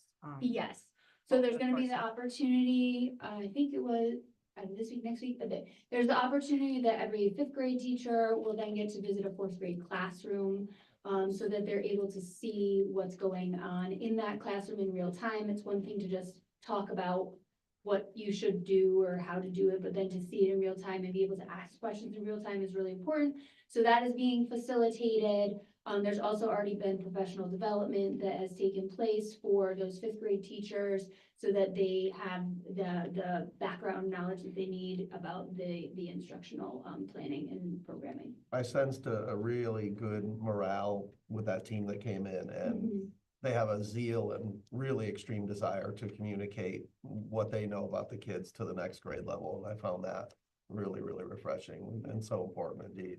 What I really liked about hearing from them is that they recognized, at least what they said is it was tough at first and a little apprehensive for some, but then seeing what this could do has made them true advocates of this instructional strategy. And I think it's important, we didn't even touch on student achievement until I got home, but they were all sitting, I think there's 5 of them. or 6. They were all sitting there together. That's the first time that the fourth grade teachers have all been together working collaboratively in one building. And they're doing amazing amounts of work, being able to collaborate every single day, as opposed to between different buildings and programs. And I think it's seeing a big unity between the grades. So. To me, those are the best professional learning, professional development, when you get to collaborate with your colleagues, and that so often doesn't happen, but I think we should facilitate that as much as possible. I just got 2 things real quick. I just want to appreciate you guys for that committee and the transparency that's come out of that, and the clarification and dispelling of any rumors and concerns that have been going on. So I appreciate that. And it also enforces on the opposite side the importance of parents to read these minutes and to inform themselves of these communications and these reports, because it's ultimately, they're the ones that are obviously having these questions, but it's very important, not only with this, but with the budget as well. Just wanted to throw that all in there. And there was And the great teachers- encouragement to contact your teachers. I was just gonna say, the They teachers want to wanted hear from the parents, they really want to hear. Thank you, and kudos to your group. Yeah, thank you guys so Thank much. you. We really appreciate it. Again, I'm out of here. Yeah. Run while you can. Stephanie, Save yourself. you could go too. No hope for us. I'm gonna go put my children to sleep now. They're wondering why I'm on a meeting. I said, I usually do this every month. You know I'm gone. Just home today. Thank you, everyone. Have a good night. Thank you, bye. Bye, Steph. Board communications and professional development. Is there anyone have any communications, fun things they want to share? We haven't already talked about before in the past. High School Musical is this weekend, or it starts tomorrow. It competes with the Final Four on Friday. These kids are thrilled out here, by the way. They're super excited out here. I mean, it's not my forte, but I gotta say, they're super psyched. So it's good to see. You're actually not still here. They're not here? No, they left the lock out Yeah. 4 hours ago. Yeah, we didn't. Ryan Bothamley, the art teacher at the high school, reached out to me, that they were recipients of, some awards at the Shoreline High School Art Show. I'm not gonna read all of them, but there were many for drawing and printmaking and ceramics, mixed media. He is very humble. At the very bottom of his email to me, he said, I was honored with the Judy Streeter Outstanding Art Department Award. And that is given to a teacher, a high school teacher in, I think, the Shoreline, was it Shoreline, I said? They should I don't probably come even to the remember. meeting and be recognized. Yeah, Yep. I Yeah. also have a full page He- on the newsletter yes. for you for Oh, awards and recognitions across K through 12. Yeah, So we should so- look at that. So Shoreline and Art Department gets chosen, just one.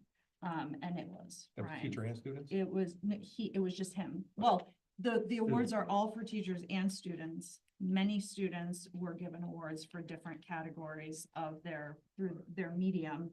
But Ryan was honored with Right. the Outstanding Art Department Award. But like with athletics, we should also bring those kids here. to Yep. do We, that as and well. we just had, that's the group we just had here. I mentioned some of those students were recognized. Yeah. I think I saw a few names when it came out in the parent square. Let's bring it back. And Bring it it's back. essentially coach of the year. This is teacher of the year This for is Teacher of the Shorelines Year for for art, you know, Shorelines, it's Bring them in. awesome. Yep.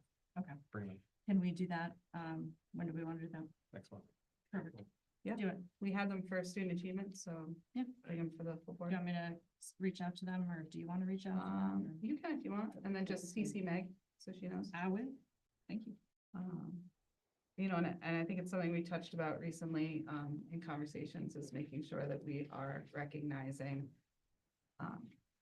students all across this district, Mhm. from our smallest pre-K all the way up, in different departments, having Liam here is incredible, and I know it's a year later, but he's just excited to come now than he was then, and they're really appreciative to hear that we care, that we're excited for them.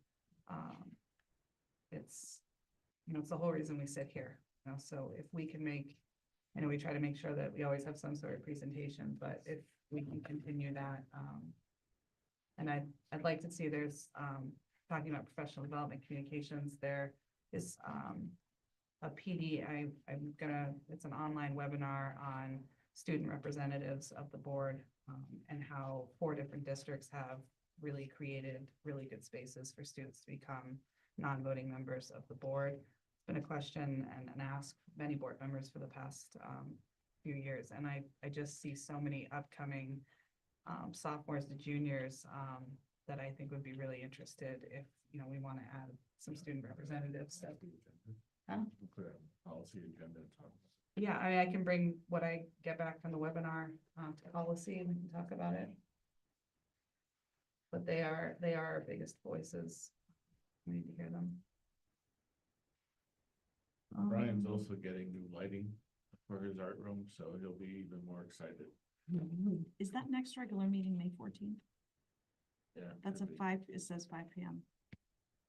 Yeah, it's a weird time in there. I'm not sure why it says 5. Meg was wondering that too. We will probably have to honor that just in case we have to change the agenda. And then we'll likely have a special meeting in April. I'm still waiting on a date for that, just so everyone's aware. We don't want the budget doesn't pass. Yep. Motion. I said, oh, Right, no, that's pitched. Okay, that's all I have on that. Public comment, is there any public comment on a regular meeting? Carrying forward to the next meeting. We'll wait God bless for you. it. Thank you, sir. Thank you, sir. Hold on, let me check online just to be You're a sure. gentleman and a scholar. We have no attendees online, so I'm. I make a motion to adjourn. Jason, second by John. Aye. All those in favor? Aye. Thank you for your